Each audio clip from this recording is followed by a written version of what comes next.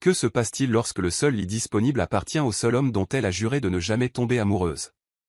Luna Carter pensait que son plus grand défi serait d'impressionner son nouveau patron, jusqu'à ce qu'une erreur de réservation les force à partager bien plus que des limites professionnelles. Une nuit, un lit. Et un contact qui a tout changé, car certaines règles sont faites pour être enfreintes, surtout quand le désir devient impossible à nier. Si cette histoire vous a touché, abonnez-vous à la chaîne, laissez un like et devenez membre pour avoir un accès anticipé aux prochaines histoires. Et si vous avez trouvé que cela valait vraiment la peine d'être écouté, cliquez aussi sur le bouton au Super Thanks.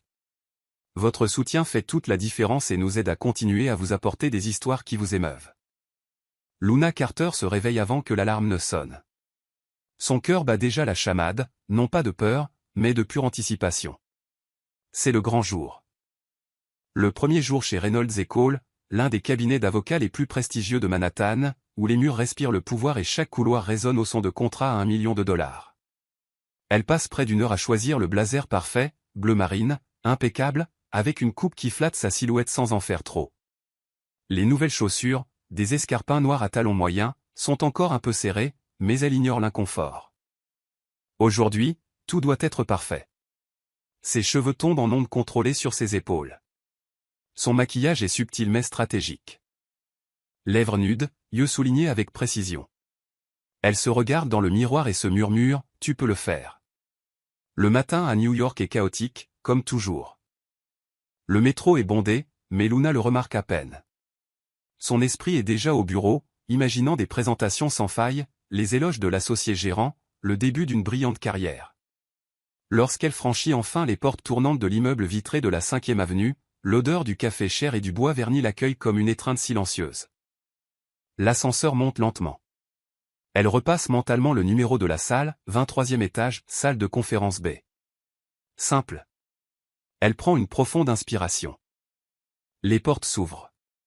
Le couloir est large, bordé de marbre clair qui reflète la lumière froide des lustres. Ses pas résonnent, et puis elle la voit.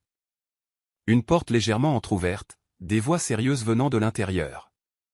Ce doit être ça. Luna pousse la porte avec une confiance renouvelée, un sourire poli se dessinant déjà sur ses lèvres. Mais ce qu'elle trouve n'est pas la salle d'accueil pour les nouveaux employés. C'est une réunion, avec des cadres japonais, tous en costume sombre, assis autour d'une énorme table, et tous la regardant directement. Le temps se fige. Elle sent la chaleur monter dans son cou, atteignant ses joues. Elle essaie de reculer, mais le nouveau talon, ce maudit talon, s'accroche au bord du tapis perçant décorant l'entrée. Son corps perd l'équilibre. Elle essaie de s'agripper à la porte, mais il est trop tard. Luna tombe. Ce n'est pas une chute discrète. C'est une chute épique, cinématographique, le genre qui fait s'éparpiller tout le contenu de son sac sur le sol, stylo, rouge à lèvres, un paquet de chewing-gum froissé, des post-it roses et elle tombe exactement au pied de quelqu'un. Un homme. Il se lève lentement, avec des mouvements contrôlés, presque félins. Luna est au sol, ses genoux lui font mal, son visage brûle de honte. Elle lève les yeux, et le monde ralentit à nouveau. Il est grand, des épaules larges remplissant parfaitement un costume gris anthracite, une cravate bleue foncée impeccablement ajustée, mais c'est son visage qui la captive, des traits nets, une mâchoire définie, des cheveux bruns foncés coiffés avec une précision calculée, et ses yeux gris, intenses, comme un orage sur le point d'éclater. Il tend la main. Ça va? Sa voix est grave, calme, mais il y a quelque chose dedans qui vibre dans la poitrine de Luna. Elle accepte sa main. Le contact est ferme, chaud. Ses doigts s'enroulent autour des siens avec assurance, et quand il la tire vers le haut, elle sent la force contenue dans ce geste. Ils se tiennent proches, trop proches. Elle peut sentir son eau de Cologne, boisée avec des notes de bois de santal et quelque chose de légèrement citronné, masculin, enveloppant. Ses yeux gris l'observent avec une intensité troublante, comme s'il pouvait lire chaque pensée traversant son esprit. Luna sent un frisson courir le long de sa colonne vertébrale, non pas de froid, mais de quelque chose de bien plus dangereux. Je suis tellement désolé, bafouille-t-elle, essayant de récupérer un lambeau de dignité. Je pensais que c'était la salle d'orientation. Un silence inconfortable plane sur la pièce. Les cadres japonais échangent des regards discrets. Et puis l'homme aux yeux gris sourit. Ce n'est pas un sourire ouvert. C'est subtil, presque imperceptible, mais c'est là. Une légère courbe au coin de ses lèvres qui fait briller ses yeux de quelque chose que Luna n'arrive pas tout à fait à déchiffrer. Ça arrive. Il incline légèrement la tête. Dylan Matthews. Associé gérant. Le sol semble se dérober à nouveau sous ses pieds. Associé gérant. Elle vient d'interrompre une réunion internationale, est tombée aux pieds de son patron et a éparpillé du chewing-gum dans la salle de conférence la plus importante du cabinet. Luna Carter, murmure-t-elle, sa voix sortant plus faible qu'elle ne le voudrait. Je commence aujourd'hui, collaboratrice junior. Il ne relâche pas sa main immédiatement. Leurs doigts restent entrelacés une seconde de plus, peut-être deux, et Luna jure sentir son pouce effleurer légèrement ses jointures. C'est un contact presque imperceptible, mais il brûle. Bienvenue, Luna. Il la lâche enfin, mais ses yeux restent fixés sur les siens. La salle d'orientation est à 2 portes sur la gauche. Merci. Encore désolé. Elle se penche rapidement pour ramasser ses affaires, ses mains tremblant légèrement. Quand elle se redresse, Dylan est toujours là, à observer. Il y a quelque chose dans son regard qui la désarme complètement. Ce n'est pas du jugement, ni de l'irritation. C'est de la curiosité, de l'intérêt. Luna quitte la pièce aussi vite que ses talons le permettent, le cœur battant de façon erratique. Elle trouve la bonne salle, entre et se laisse tomber sur une chaise au fond. Ses mains tremblent encore, mais ce n'est pas seulement de la gêne qu'elle ressent. C'est ce contact, la façon dont ses doigts tenaient les siens, l'eau de Cologne qui semble encore flotter autour d'elle, la façon dont il la regardait, comme si, pour un bref instant, elle était la seule personne dans la pièce. Luna ferme les yeux et prend une profonde inspiration. C'est ridicule. Tu viens de rencontrer l'homme, et c'est ton patron. Mais quand elle rouvre les yeux, la seule chose qu'elle peut voir, ce sont ses yeux gris orageux, et, au fond de son esprit, une voix murmure quelque chose de dangereux. Et si ce contact signifiait quelque chose? 3 jours se sont écoulés depuis l'incident de la salle de conférence, et Luna sent encore son visage chauffer chaque fois que quelqu'un mentionne le nom de Dylan Matthews. Elle évite tout couloir où elle pourrait le croiser, prenant des itinéraires alternatifs qui la mettent en retard aux réunions, mais préservent au moins ce qu'il reste de sa dignité. Ce jeudi matin, Luna est dans la salle de pause du 23e étage, remuant distraitement son café, qui a refroidi il y a 10 minutes, lorsqu'une voix féminine, pleine de vivacité et d'humour, l'attire de ses pensées. Alors c'est toi la fille qui a interrompu la réunion avec les cadres japonais et est tombée aux pieds de Dylan comme dans une comédie romantique. Luna lève rapidement les yeux et trouve une femme au début de la trentaine, cheveux roux tirés en un chignon désordonné, lunettes à monture rouge, et un sourire espiègle qui occupe la moitié de son visage. Elle tient une tasse où il est écrit d'abord le café, être adulte ensuite, et s'assoit en face de Luna, sans demander la permission. Claire Donovan. Collaboratrice senior. Témoin oculaire du meilleur moment de bienvenue que ce cabinet ait vu depuis des années. Luna sent le rougissement envahir à nouveau ses joues. J'essayais d'oublier ça. Chérie, personne ne va oublier ça. Claire rit. Mais ce n'est pas un rire méchant. Il est chaleureux, presque maternel. Tu es devenue une légende instantanée. La secrétaire du 10e étage t'appelle déjà la fille au trébuchement magique. Magique? Luna fronce les sourcils. Parce que tu as réussi quelque chose qu'aucune femme dans ce bâtiment n'a jamais réussi, faire sourire Dylan Matthews pendant une réunion d'affaires. Claire prend une gorgée de son café et observe Luna avec des yeux perspicaces.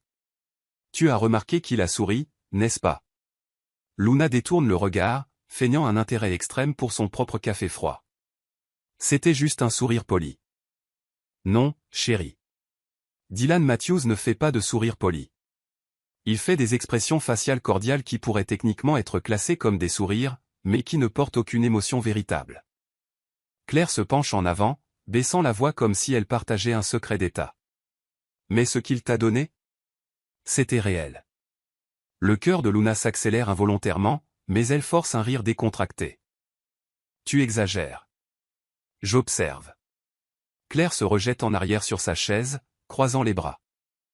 Et puisque tu es nouvelle ici, je dois t'apprendre les règles non officielles de cet endroit. Considère ceci comme ton manuel de survie en entreprise. Luna lève un sourcil, curieuse malgré elle. Des règles non officielles? Exactement. Claire lève un doigt. Règle numéro 1. N'utilise jamais la tasse de Monsieur Reynolds. Elle a un terrier écossais dessus, et il a un attachement émotionnel troublant pour elle. Un stagiaire l'a utilisé une fois et a été transféré aux archives mortes au sous-sol. Luna rit, se détendant enfin un peu. Notez. Évitez la tasse terrier. Règle numéro 2. Claire lève un autre doigt. Ne sous-estime jamais, et je dis bien jamais, Judy. C'est la secrétaire en chef, la gardienne, celle qui sait absolument tout ce qui se passe dans ce bureau. Si tu veux programmer une réunion avec n'importe quel associé, tu dois passer par elle, et elle décide qui mérite leur attention ou non. Traite-la comme une reine, parce qu'au fond, elle l'est. Judy, royauté, compris. Règle numéro 3. Claire fait une pause dramatique, ses yeux brillants de malice. Et c'est la plus importante, Luna. Écoute bien. Elle se penche à nouveau, et cette fois sa voix est presque un murmure conspirateur. Ne tombe jamais, au grand jamais, sous aucune circonstance, amoureuse de Dylan Matthews. Le silence qui suit est lourd. Luna sent quelque chose se serrer dans sa poitrine. Un mélange de curiosité et de quelque chose qu'elle ne veut pas nommer. Pourquoi pas, demande-t-elle, essayant de paraître décontractée. Claire soupire, comme si elle se remémorait de vieilles batailles. Parce que Dylan Matthews est magnifique, il a du succès, il est intelligent. Il a cette voix qui semble tout droit sortie d'un film noir, et il a une façon de te regarder comme s'il pouvait voir ton âme. Elle secoue la tête. Mais il est aussi complètement inaccessible. En 10 ans de travail ici, je n'ai jamais vu Dylan s'impliquer émotionnellement avec qui que ce soit. Il a des rendez-vous occasionnels. Toujours des femmes époustouflantes. Toujours pour de courtes périodes. Toujours avec une fin cordiale et sans drame. Il a l'air trop contrôlé. Exactement. Claire pointe Luna du doigt comme si elle venait de gagner un prix. Dylan Matthews a construit des murs émotionnels si hauts que même l'armée ne pourrait pas les escalader. Il est poli, il est juste, c'est un patron exceptionnel. Mais il ne ressent rien. Pas de la manière qui compte. Et la moitié des femmes de ce bureau ont déjà craqué pour lui, espérant être l'exception. Aucune ne l'a été. Luna absorbe cette information, ressentant un mélange de soulagement et de déception qui n'a aucun sens. Eh bien, alors je n'ai rien à craindre. Je suis venue ici pour travailler, pas pour tomber amoureuse. Claire l'observe un long moment, les yeux derrière les lunettes rouges étudiant chaque micro-expression sur le visage de Luna. C'est ce qu'elles disent tout au début. Elle sourit, mais il y a une mélancolie dans ce sourire. Mais Dylan a cette façon d'entrer dans ta tête sans demander la permission. C'est dans les petits gestes, la façon dont il écoute quand tu parles comme si chaque mot comptait, la façon dont il se souvient de détails sur toi que même toi tu as oublié, la façon dont il défend son équipe avec une loyauté féroce, mais ne demande jamais rien en retour. On dirait que tu as une expérience personnelle, observe doucement Luna. Claire rit, mais c'est un rire d'autodérision. J'ai eu ma phase Dylan Matthews il y a 6 ans. Elle a duré exactement 3 mois. C'était intense, c'était douloureux, et c'était complètement à sens unique. Elle prend une autre gorgée de café. J'ai appris à la dure qu'admirer Dylan de loin et sans danger. Essayer de l'atteindre émotionnellement, c'est comme essayer d'étreindre de la fumée. À cet instant, la porte de la salle de pause s'ouvre, et Luna le sent avant de le voir, cette eau de colonne boisée, inoubliable. Son corps réagit instinctivement, sa respiration vacille une fraction de seconde, ses muscles se tendent, quelque chose vibre au creux de son estomac. Dylan Matthews entre dans la salle de pause. Il est sans son blazer aujourd'hui, juste la chemise blanche impeccablement repassée, les manches retroussées jusqu'au coude, révélant des avant-bras forts et définis. Sa cravate est légèrement desserrée. Il a l'air fatigué, mais toujours d'une attractivité dévastatrice, d'une manière qui devrait être illégale. Ses yeux balaient la pièce et s'arrêtent sur Luna. Pendant une seconde qui semble durer une éternité, il se regarde simplement. Ses yeux gris se fixent sur les siens avec cette intensité troublante, et Luna jure voir quelque chose briller dans ses profondeurs. De la reconnaissance, peut-être, ou de la curiosité, ou quelque chose de bien plus dangereux. Mademoiselle Carter. Il incline légèrement la tête. Mademoiselle Donovan. Dylan. Claire répond naturellement. Il se dirige vers la machine à café, ses mouvements fluides et précis. Luna ne peut pas détourner le regard. Elle observe la façon dont ses doigts manipulent la tasse, comment les muscles de son avant-bras se contractent subtilement quand il appuie sur le bouton de la machine. « Vous vous installez bien au cabinet, mademoiselle Carter ?» demande Dylan sans la regarder, concentré sur la tasse qui se remplit lentement. « Oui, monsieur. » Tout le monde a été très accueillant. Sa voix sort plus ferme qu'elle ne l'espérait, et elle se remercie silencieusement pour cela. Parfait. Il se tourne enfin, tenant la tasse de café fumant, et alors ses yeux rencontrent à nouveau les siens. J'espère que le début a été mémorable. Il y a une touche d'humour dans ses mots. Ce n'est pas de la moquerie. C'est quelque chose de plus doux, presque affectueux. Luna sent la chaleur monter dans son cou, mais cette fois elle ne se laisse pas intimider. Au lieu de cela, elle lève légèrement le menton et laisse un petit sourire toucher ses lèvres. Définitivement inoubliable, Monsieur Matthews. Quelque chose change dans son regard. Une étincelle. Un intérêt renouvelé. Claire, assise à côté de Luna, observe l'échange avec de grands yeux. Dylan fait un petit sourire, ce sourire subtil dont Claire a parlé, incline la tête en guise d'au revoir, et quitte la salle de pause aussi silencieusement qu'il est entré. Le silence qui reste est assourdissant. Claire se tourne lentement vers Luna, la bouche légèrement ouverte. Ok. Oublie tout ce que j'ai dit. Quoi? Luna fronce les sourcils. Tu es foutu. De quoi parles-tu? Claire se lève, rassemblant sa tasse. Dylan Matthews vient de flirter avec toi, d'une manière subtile, élégante et complètement délibérée. Elle pose sa main sur l'épaule de Luna. Et chérie, vu la façon dont tu l'as regardé en retour, tu es intéressée aussi. Luna ouvre la bouche pour protester, mais les mots ne viennent pas, parce que Claire a raison, et au fond de sa poitrine, quelque chose de dangereux commence à s'éveiller. Tout commence un lundi pluvieux, quand le ciel de New York est couvert de nuages denses, et que le bureau semble plus calme que d'habitude. Luna arrive tôt. Elle arrive toujours tôt maintenant, une tentative de se prouver qu'elle mérite d'être là, que le trébuchement du premier jour ne la définit pas. Elle entre dans la salle de pause à 7h15 du matin, espérant être seule. La machine à café est allumée, l'arôme riche et invitant remplissant le petit espace. Il n'y a qu'une seule tasse de café fraîchement préparée dans la verseuse. La dernière. Luna sourit pour elle-même, saisissant la tasse en céramique blanche et s'approchant de la machine. Mais avant que ses doigts ne touchent la poignée de la verseuse, une autre main apparaît, plus grande, masculine, avec des doigts longs et élégants. Luna lève les yeux et trouve Dylan Matthews à côté d'elle, si proche qu'elle peut sentir la chaleur émanant de son corps. Il est impeccable comme toujours. Costume bleu marine, chemise blanche, cravate bordeaux, parfaitement alignée. Son eau de colonne boisée l'enveloppe comme un brouillard chaud. « Bonjour, mademoiselle Carter. » Sa voix grave résonne bas, trop intime pour cette heure matinale. « Bonjour, monsieur Matthews. » Elle essaie de paraître professionnelle, mais il y a quelque chose dans le fait d'être si proche de lui qui fait battre son cœur traîtreusement. Il regarde la verseuse, puis se regarde. « On dirait que nous avons un dilemme, observe-t-il, et il y a une lueur amusée dans ses yeux gris. « C'est la dernière tasse, » répond Luna, levant le menton dans une démonstration de confiance qu'elle ne ressent pas complètement.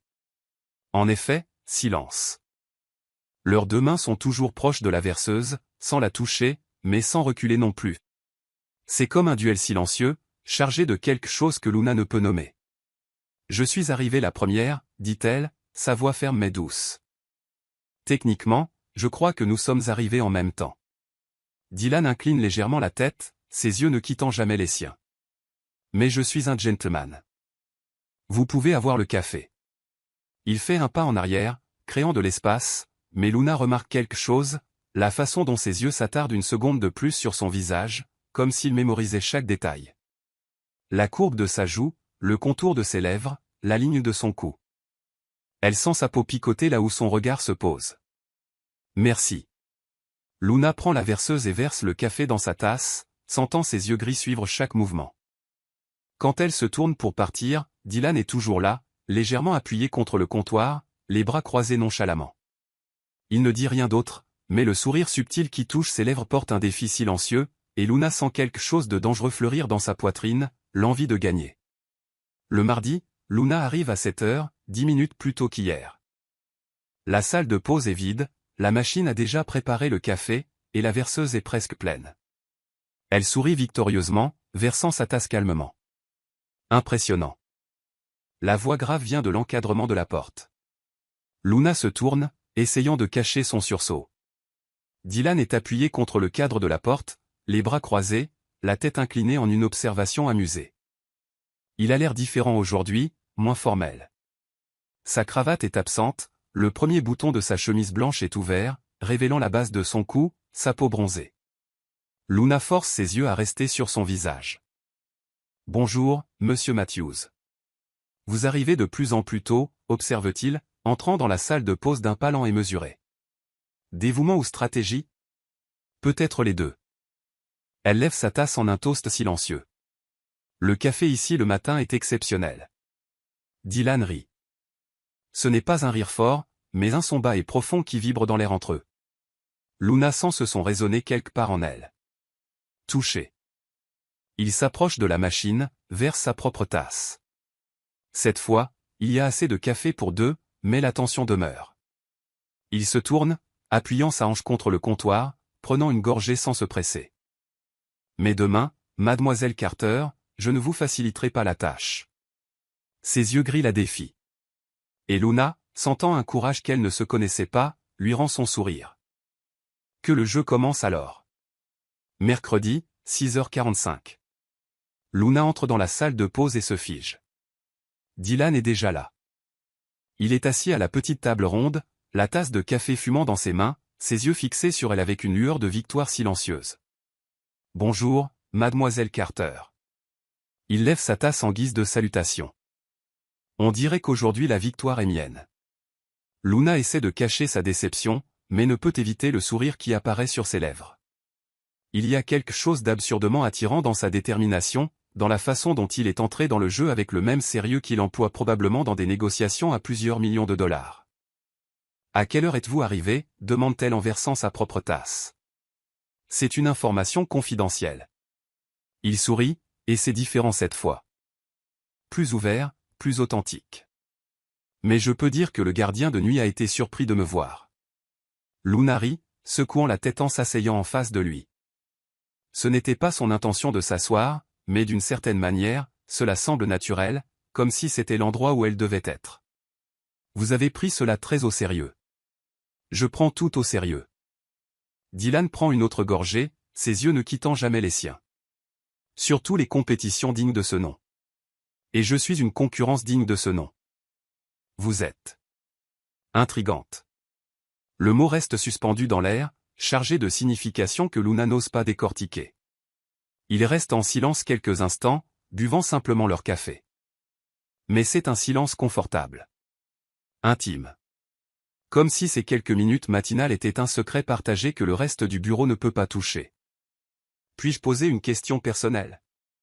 Luna entend sa propre voix avant de traiter la pensée. Dylan lève un sourcil, curieux.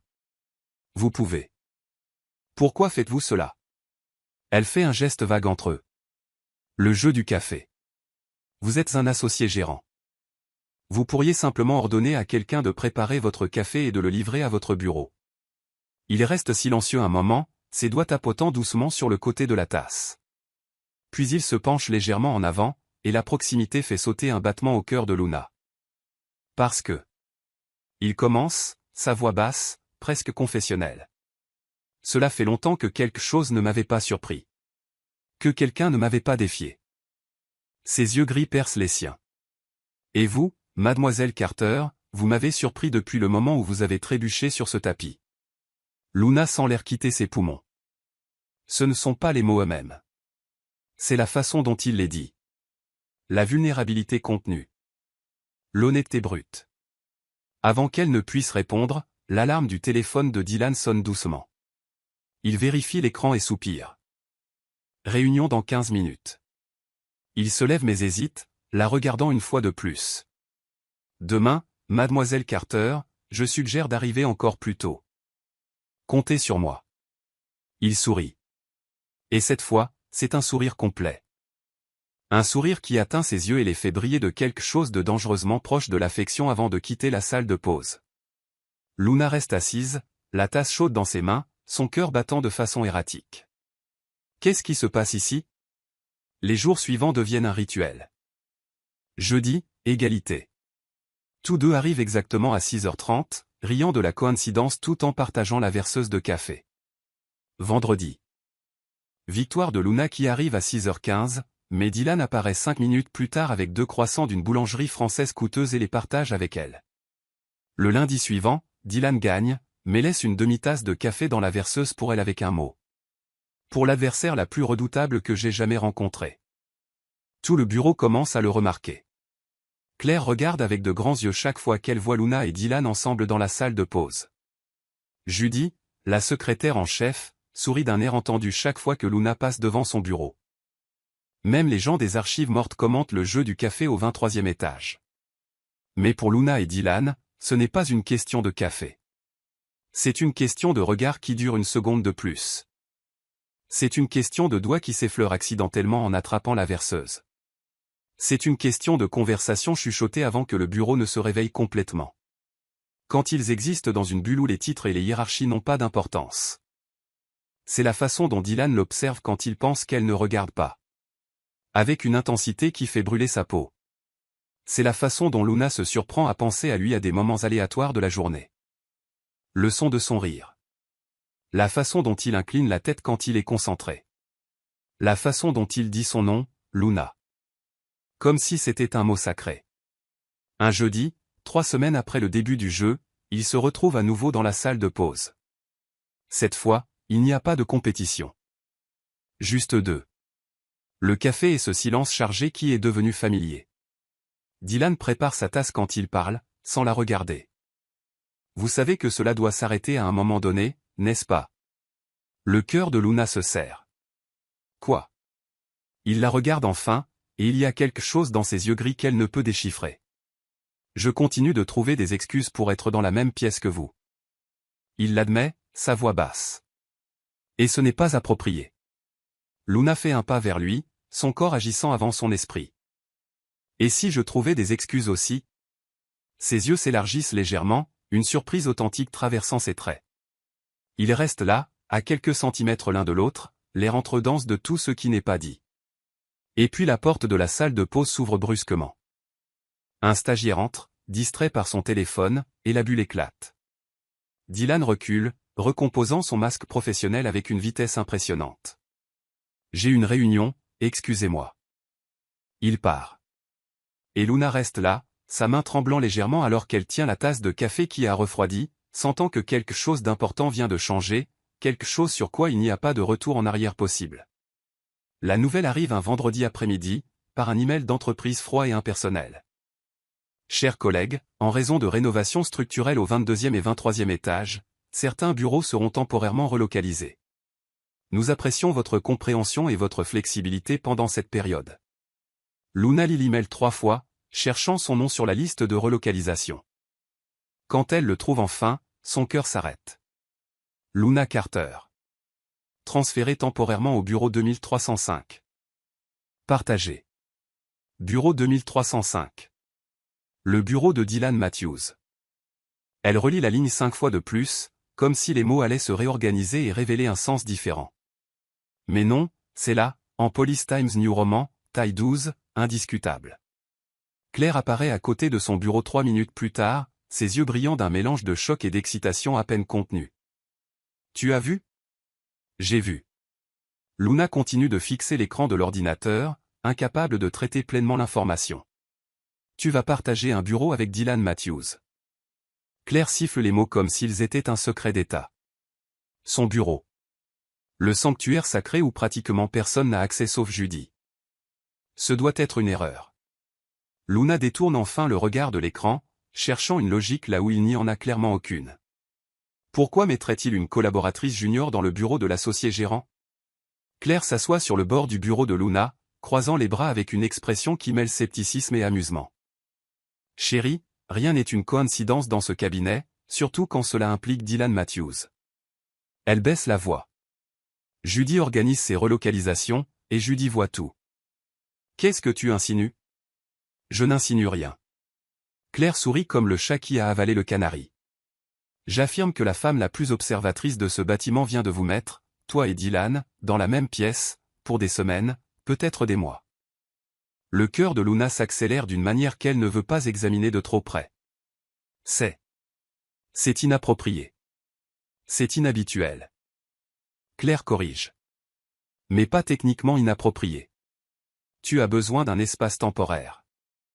Son bureau a assez d'espace. Sur le papier, ça a du sens. Elle se penche, ses yeux verts perçants. Mais nous savons toutes les deux qu'il se passe plus de choses ici. Le lundi matin arrive trop vite. Luna passe tout le week-end à alterner entre l'anxiété et une excitation dangereuse qu'elle essaie, sans succès, de réprimer.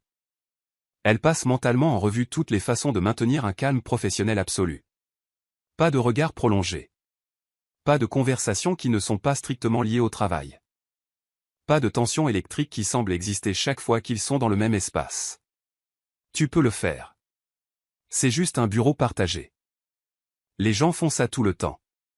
Mais quand elle arrive au 23e étage à 8 heures du matin, volontairement plus tard que d'habitude, évitant le rituel du café, et qu'elle marche dans le couloir silencieux jusqu'à la porte avec la plaque discrète 2305 des Matthews, sa détermination vacille.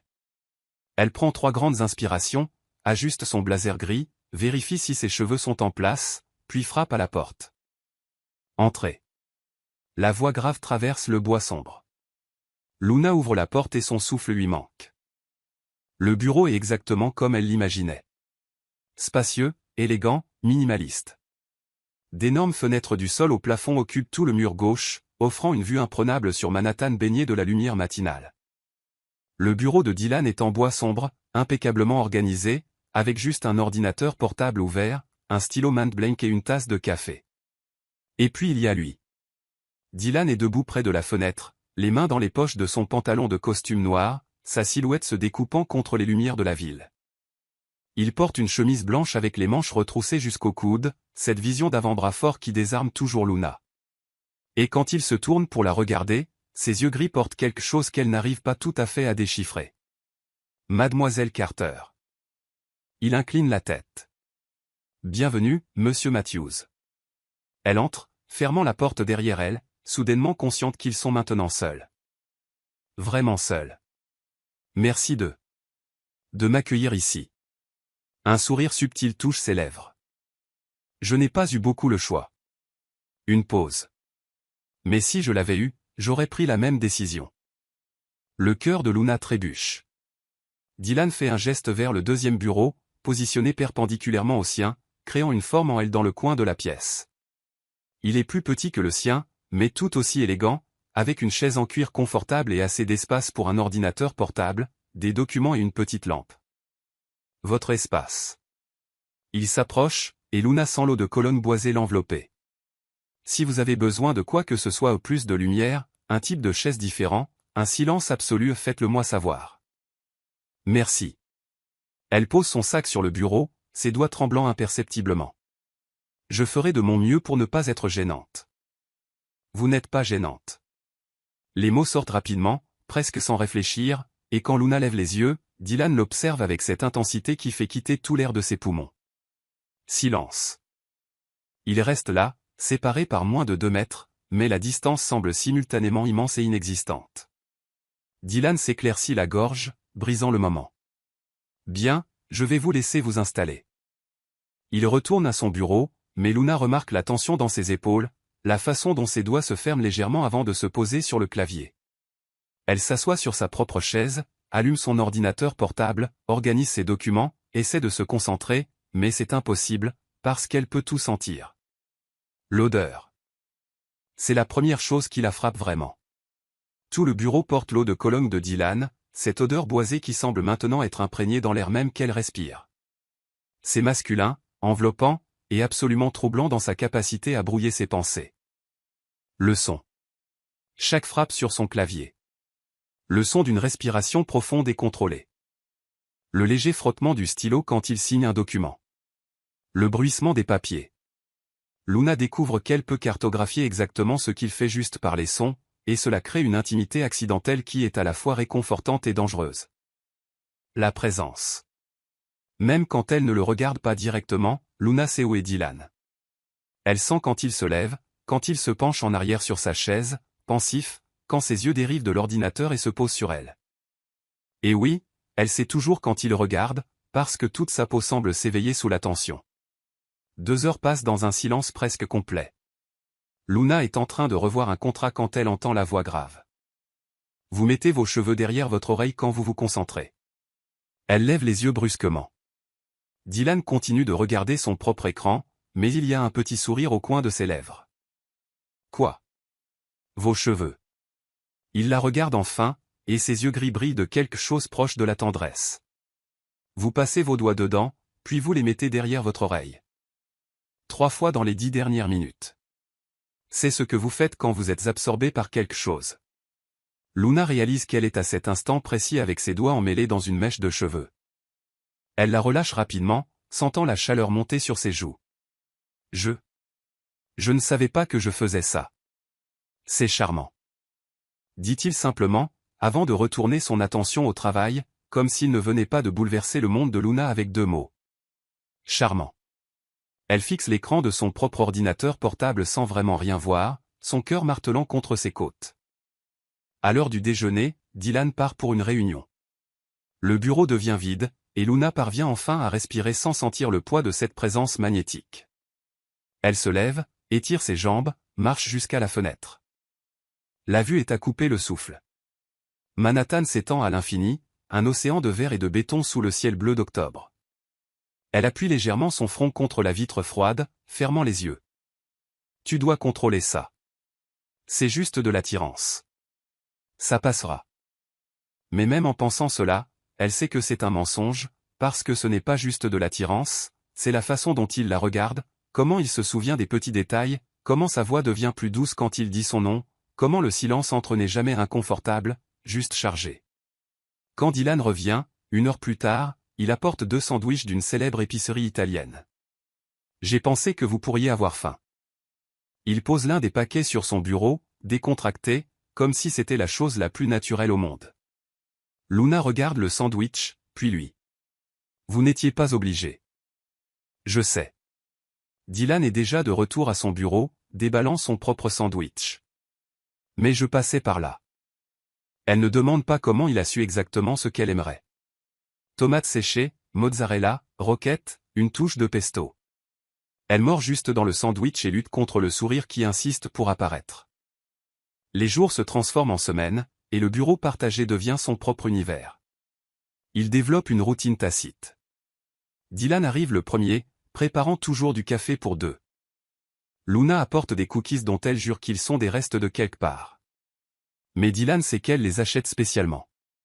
Il travaille dans un silence confortable la plupart du temps, mais il y a des moments de conversation sur des affaires, sur des clients difficiles, et finalement, par fragments précieux, sur la vie. Luna découvre que Dylan est enfant unique, qu'il a grandi à Boston, qu'il a eu un chien nommé Atlas dans son enfance, qu'il aime le jazz et joue du piano, mais pas très bien, que sa couleur préférée est le gris. Comme mes yeux, plaisante-t-il, et Luna rit parce que c'est vrai. Dylan découvre que Luna a perdu sa mère à 16 ans, qu'elle a été élevée par sa grand-mère, qu'elle a toujours rêvé d'être avocate après avoir regardé un film sur la justice quand elle avait 8 ans, qu'elle a peur du tonnerre mais aime la pluie, qu'elle chante doucement quand elle pense que personne n'écoute.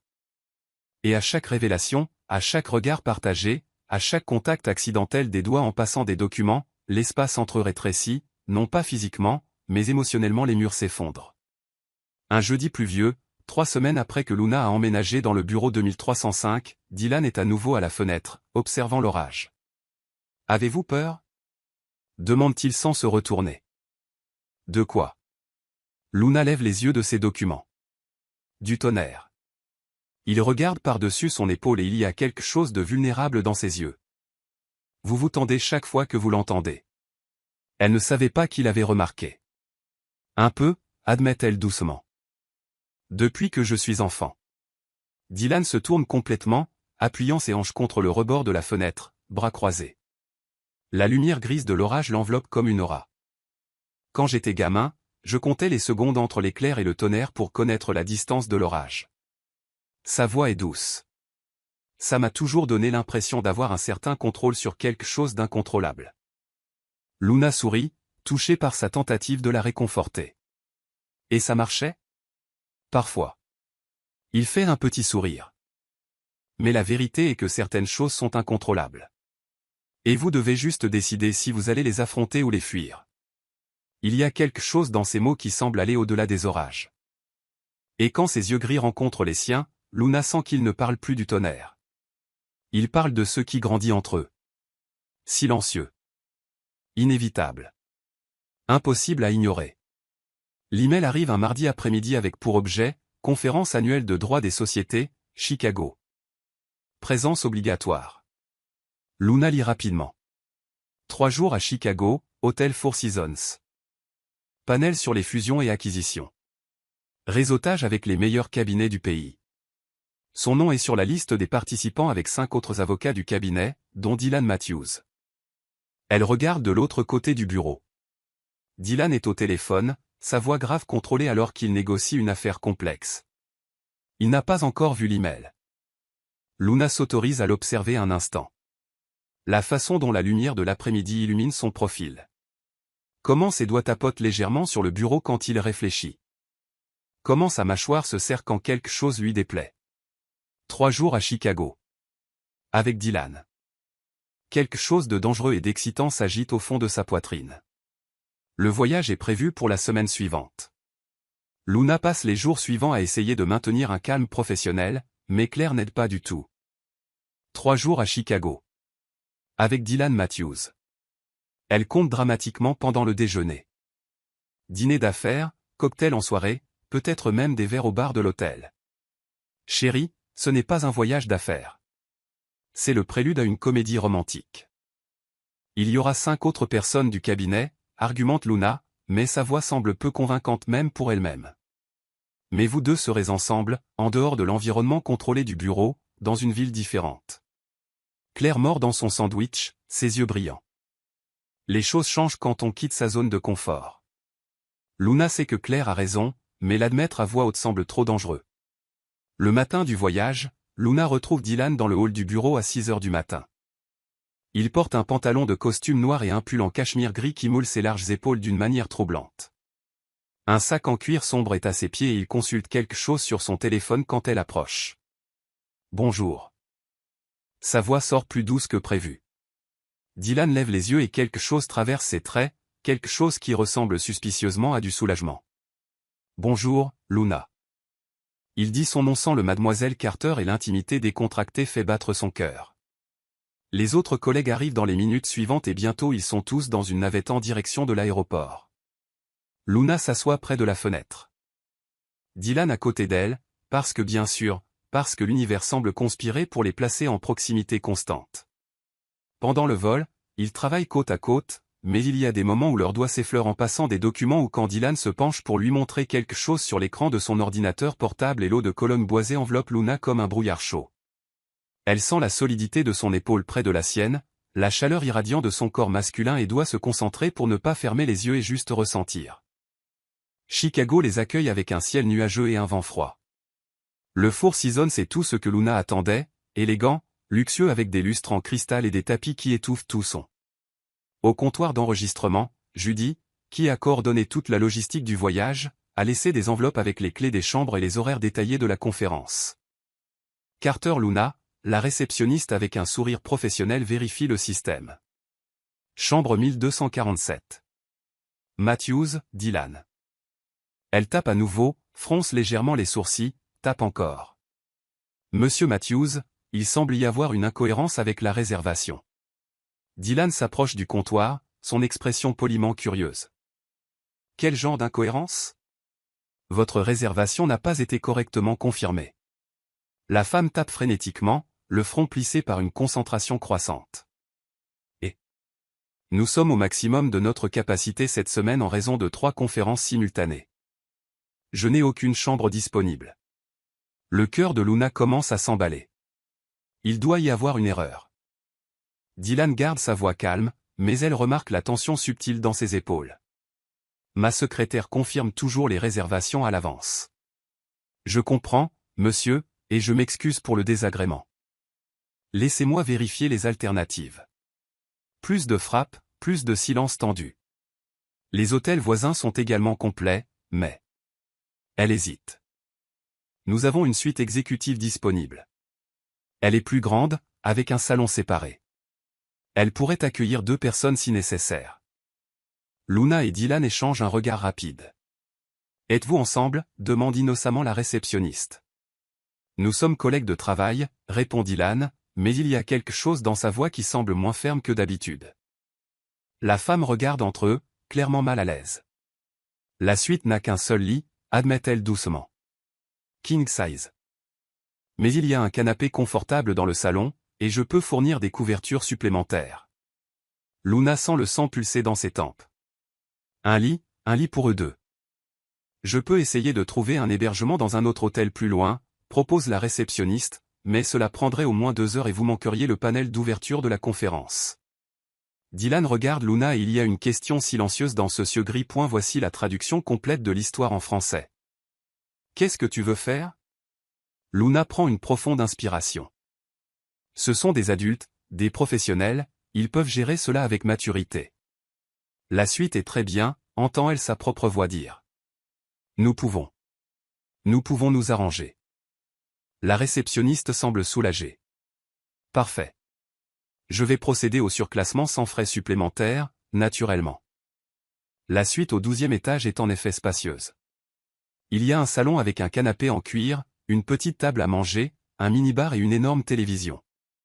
Et derrière une porte en verre dépoli, la chambre, élégante, minimaliste, dominée par un lit king size recouvert de drap blanc immaculé. Un seul lit. Luna se tient au centre du salon, sa valise à ses pieds, essayant de traiter la réalité de la situation. Dylan ferme la porte derrière eux et reste là un moment, les mains dans les poches, le visage soigneusement neutre. « Je dormirai sur le canapé », dit-il finalement. Dylan, non. Luna se tourne vers lui. « Tu mesures 1m80, ce canapé fait à peine 1m50, tu ne pourras pas dormir correctement et demain nous avons des réunions toute la journée. » « Et quelle est l'alternative ?» demande-t-il, mais il n'y a pas de défi dans sa voix, juste une véritable curiosité. Luna déglutit difficilement. « Nous sommes des adultes. Nous pouvons partager le lit. » Le silence qui suit est dense. Dylan l'observe longuement et Luna jurerait voir quelque chose bouger dans ses yeux gris, quelque chose de sombre, d'intense, de soigneusement contrôlé. « Tu es sûr ?» Oui. Elle ne l'est pas. Mais elle ne peut pas non plus supporter l'idée que Dylan passe la nuit inconfortablement à cause d'elle. Il hoche lentement la tête. D'accord, mais on établit des règles. Je reste de mon côté, toi du tien. On met des oreillers au milieu si tu veux. Et si à un moment donné tu te sens mal à l'aise, Luna. Elle l'interrompt, touchant légèrement son bras. Le contact est électrique. Ça ira. Il regarde sa main sur son bras puis son visage, et tant d'émotions traversent ses traits que Luna ne peut pas toutes les cataloguer. D'accord, souffle-t-il finalement. Nous avons 1 heure avant le panel d'ouverture. Je vais me doucher en premier si ça ne te dérange pas. Bien sûr. Dylan disparaît dans la salle de bain et Luna se laisse tomber sur le canapé, le cœur battant. Qu'est-ce que tu as fait? Qu'est-ce que tu viens de faire, bon sang? La conférence est longue et intense. Des panels sur la conformité. Des discussions sur les fusions internationales. Un réseautage forcé pendant le cocktail du soir. Luna absorbe à peine la moitié du contenu car son esprit ne cesse de retourner à la chambre, au lit, au fait que dans quelques heures, elle sera allongée à côté de Dylan Matthews. Quand il retourne enfin à la suite, il est passé minuit. Tous deux sont épuisés, mais il y a une tension dans l'air que la fatigue ne dissipe pas.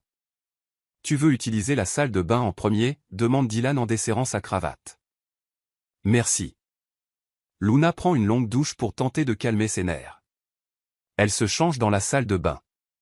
Un pyjama en soie bleu foncé, plus audacieux que ce qu'elle aurait dû apporter pour un voyage d'affaires, mais c'est le seul qu'elle a. Quand elle sort, Dylan est assis au bord du lit, regardant son téléphone.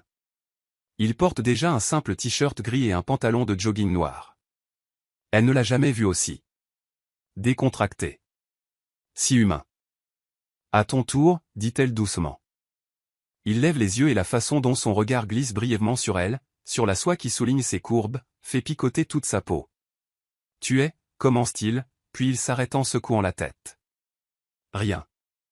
Je reviens tout de suite. Pendant que Dylan est dans la salle de bain, Luna dispose des oreillers au centre du lit, créant une barrière physique qui, l'espère-t-elle, suffira à garder sa santé mentale intacte. Elle s'allonge sur le côté droit, le dos tourné au centre, essayant d'occuper le moins d'espace possible. Quand Dylan sort, les cheveux encore humides de la douche, il observe les oreillers et sourit légèrement. Forteresse d'oreillers, bonne stratégie. Juste une précaution. Luna essaie de paraître insouciante, mais sa voix est 2 tons plus haut que la normale. Dylan éteint les lumières, ne laissant que la douce lueur de la ville filtrer à travers les rideaux ouverts. Il s'allonge sur le côté gauche, respectant le territoire marqué par les oreillers. Bonne nuit, Luna. Bonne nuit, Dylan. Silence. Luna ferme les yeux, mais dormir est impossible. Elle est hyper consciente de chaque son, de chaque mouvement, de sa respiration profonde et contrôlée, du bruissement des draps quand ils s'ajustent, de la chaleur qui émane de son corps masculin même à travers les oreillers. Les minutes s'étirent comme des heures, puis, à un moment donné au petit matin, le sommeil finit par gagner. Luna se réveille lentement, flottant hors d'un rêve dont elle ne se souvient plus. Il y a de la chaleur, beaucoup de chaleur, et une solidité réconfortante contre son dos. Elle ouvre les yeux lentement, encore confuse de sommeil, et réalise 3 choses simultanément. Premièrement, les oreillers ne sont plus entre eux. Deuxièmement, elle est complètement blottie contre le corps de Dylan. Troisièmement, il y a un bras fort autour de sa taille qui la tient avec une douce fermeté. Son cœur s'arrête puis s'emballe violemment. La grande main de Dylan est posée à plat sur son ventre, ses longs doigts reposant juste sous ses côtes. Elle peut sentir chaque centimètre de son corps moulé contre le sien, sa large poitrine pressée contre son dos, ses jambes entrelacées avec les siennes, son souffle chaud contre son cou. Luna reste complètement immobile, osant à peine respirer, puis Dylan bouge juste un peu. Ses doigts se contractent légèrement contre son ventre, l'attirant imperceptiblement plus près. Il murmure quelque chose d'indistinct, encore endormi, et presse son visage contre ses cheveux. Luna ferme les yeux très fort, chaque nerf en feu. Il dort. Il ne sait pas ce qu'il fait. Mais alors, sa respiration change. Elle devient moins profonde, plus consciente. Il se réveille. Les doigts contre son ventre se tendent. Le souffle sur son cou s'arrête une seconde entière et puis, avec un mouvement lent et délibéré, Dylan se réveille complètement. Dylan se réveille en sentant une chaleur, pas la chaleur étouffante d'une pièce mal ventilée, mais quelque chose de différent, vivant, doux, enveloppant. Il y a un parfum délicat qui flotte autour de lui, quelque chose de floral mélangé à de la vanille, et une texture soyeuse sous ses doigts qui n'est certainement pas celle des draps rêches auxquels il est habitué. La conscience revient par vagues. D'abord, il réalise qu'il tient quelque chose, quelqu'un, puis que ce quelqu'un a des courbes douces qui s'adaptent parfaitement à son corps, et enfin la réalité le frappe comme la foudre. Luna. Il tient Luna Carter dans ses bras. Son bras est autour de sa taille, sa main à plat sur son ventre recouvert de soie fine. Leurs jambes sont entrelacées. Son visage est enfoui dans ses cheveux, respirant cette odeur qui hante ses pensées depuis des semaines et, mon Dieu, elle est si douce, si chaude, si parfaitement proche que chaque cellule de son corps s'éveille avec une intensité effrayante. Dylan reste complètement immobile, le cœur battant. Éloigne-toi maintenant avant qu'elle ne se réveille et ne réalise, mais il ne bouge pas parce qu'il y a quelque chose dans la façon dont son corps s'adapte au sien qui semble juste, comme s'ils étaient 2 pièces d'un puzzle qui se sont enfin trouvées. Sa main contre son ventre pulse de la chaleur irradiant à travers la soie. Il peut sentir sa respiration, douce et régulière, le léger soulèvement et abaissement de ses côtes sous sa paume, et puis elle bouge. C'est un petit mouvement, presque imperceptible. Elle se blottit plus près de lui, comme si, même en dormant, elle cherchait plus de cette proximité. Le corps entier de Dylan réagit, chaque muscle se tend, quelque chose de sombre et d'affamé s'éveille au fond de sa poitrine. Tu dois t'éloigner, mais ses doigts traîtres se contractent légèrement contre son ventre, l'attirant une fraction plus près, et il presse son visage contre ses cheveux, inspirant profondément, mémorisant ce moment qu'il sait qu'il ne devrait pas vivre. Sa respiration change, elle devient moins profonde, plus alerte. Elle se réveille. Dylan sent le moment exact où Luna prend conscience de la situation. Son corps se raidit une fraction de seconde, sa respiration se bloque, et il imagine l'expression sur son visage, les yeux écarquillés, les lèvres entr'ouvertes de surprise. Il devrait s'éloigner maintenant, devrait lâcher prise, reculer, murmurer une excuse polie et prétendre que ce n'était qu'un accident de sommeil. Mais il ne peut pas, parce qu'il y a quelque chose dans la façon dont elle ne se retire pas immédiatement, dont elle reste là, immobile mais sans résister, comme si elle aussi sentait le même courant électrique courir à travers chaque point de contact entre leurs corps. Dylan ouvre lentement les yeux mais ne bouge rien d'autre. Il regarde juste la douce lumière de l'aube filtrée à travers les rideaux, peignant la pièce en nuances d'or et de gris, et attend. Il attend qu'elle décide de ce qui va suivre. Luna est en feu. Pas littéralement, mais c'est tout comme. Chaque centimètre de peau où le corps de Dylan touche le sien brûle avec une intensité qui vole toute pensée rationnelle. Sa main contre son ventre est large, chaude, possessive d'une manière qui fait se serrer quelque chose au bas de son ventre. Sa large poitrine pressée contre son dos se soulève et s'abaisse avec une respiration qu'elle sait ne plus être celle du sommeil.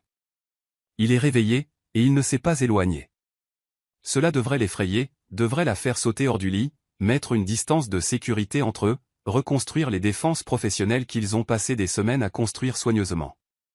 Mais elle ne bouge pas, parce que pour la première fois depuis qu'elle a rencontré Dylan Matthews, elle ressent au lieu de penser. Et ce qu'elle ressent est juste. Dangereusement, intensément, inévitablement juste. Sa main bouge. Elle ne s'éloigne pas, elle glisse juste une fraction vers le haut, ses longs doigts s'étalant davantage sur ses côtes comme s'il mémorisait le contour, la texture, la chaleur. C'est un toucher doux, presque révérencieux, mais qui porte une intention indéniable. Luna sent son souffle contre son cou, chaud, proche, et puis il fait quelque chose qui fait exploser tout vestige de contrôle qu'elle possédait encore.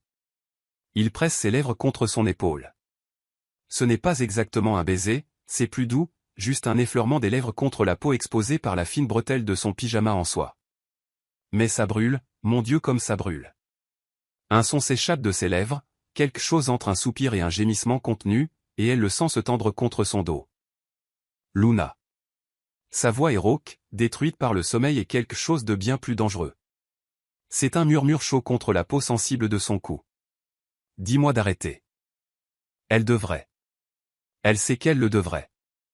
Mais au lieu de cela, elle laisse sa tête s'incliner légèrement sur le côté, exposant davantage son cou dans une reddition silencieuse qui parle plus fort que n'importe quel mot. Ses doigts se contractent contre ses côtes et elle sent son expiration tremblante contre son cou. Mon Dieu, murmure-t-il si bas qu'elle l'entend à peine. Et puis, avec un mouvement lent et délibéré, Dylan la retourne. Luna se retrouve allongée sur le dos, ses yeux rencontrant enfin les siens, et ce qu'elle voit lui vole l'air de ses poumons. Les yeux gris de Dylan sont sombres, si sombres qu'ils ressemblent à une tempête de minuit.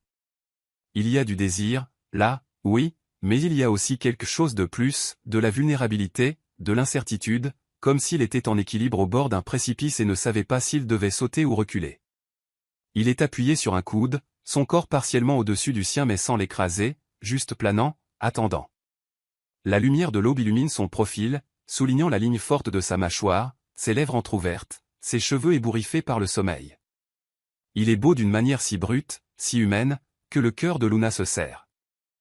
Nous devons, commence Dylan, mais sa voix flanche. Il ferme les yeux, respirant profondément comme pour rassembler des forces. Quand il les rouvre, il y a une détermination fragile. Nous devons parler de ça. De ce qui se passe entre nous. Je sais, murmure Luna. Depuis des semaines, je...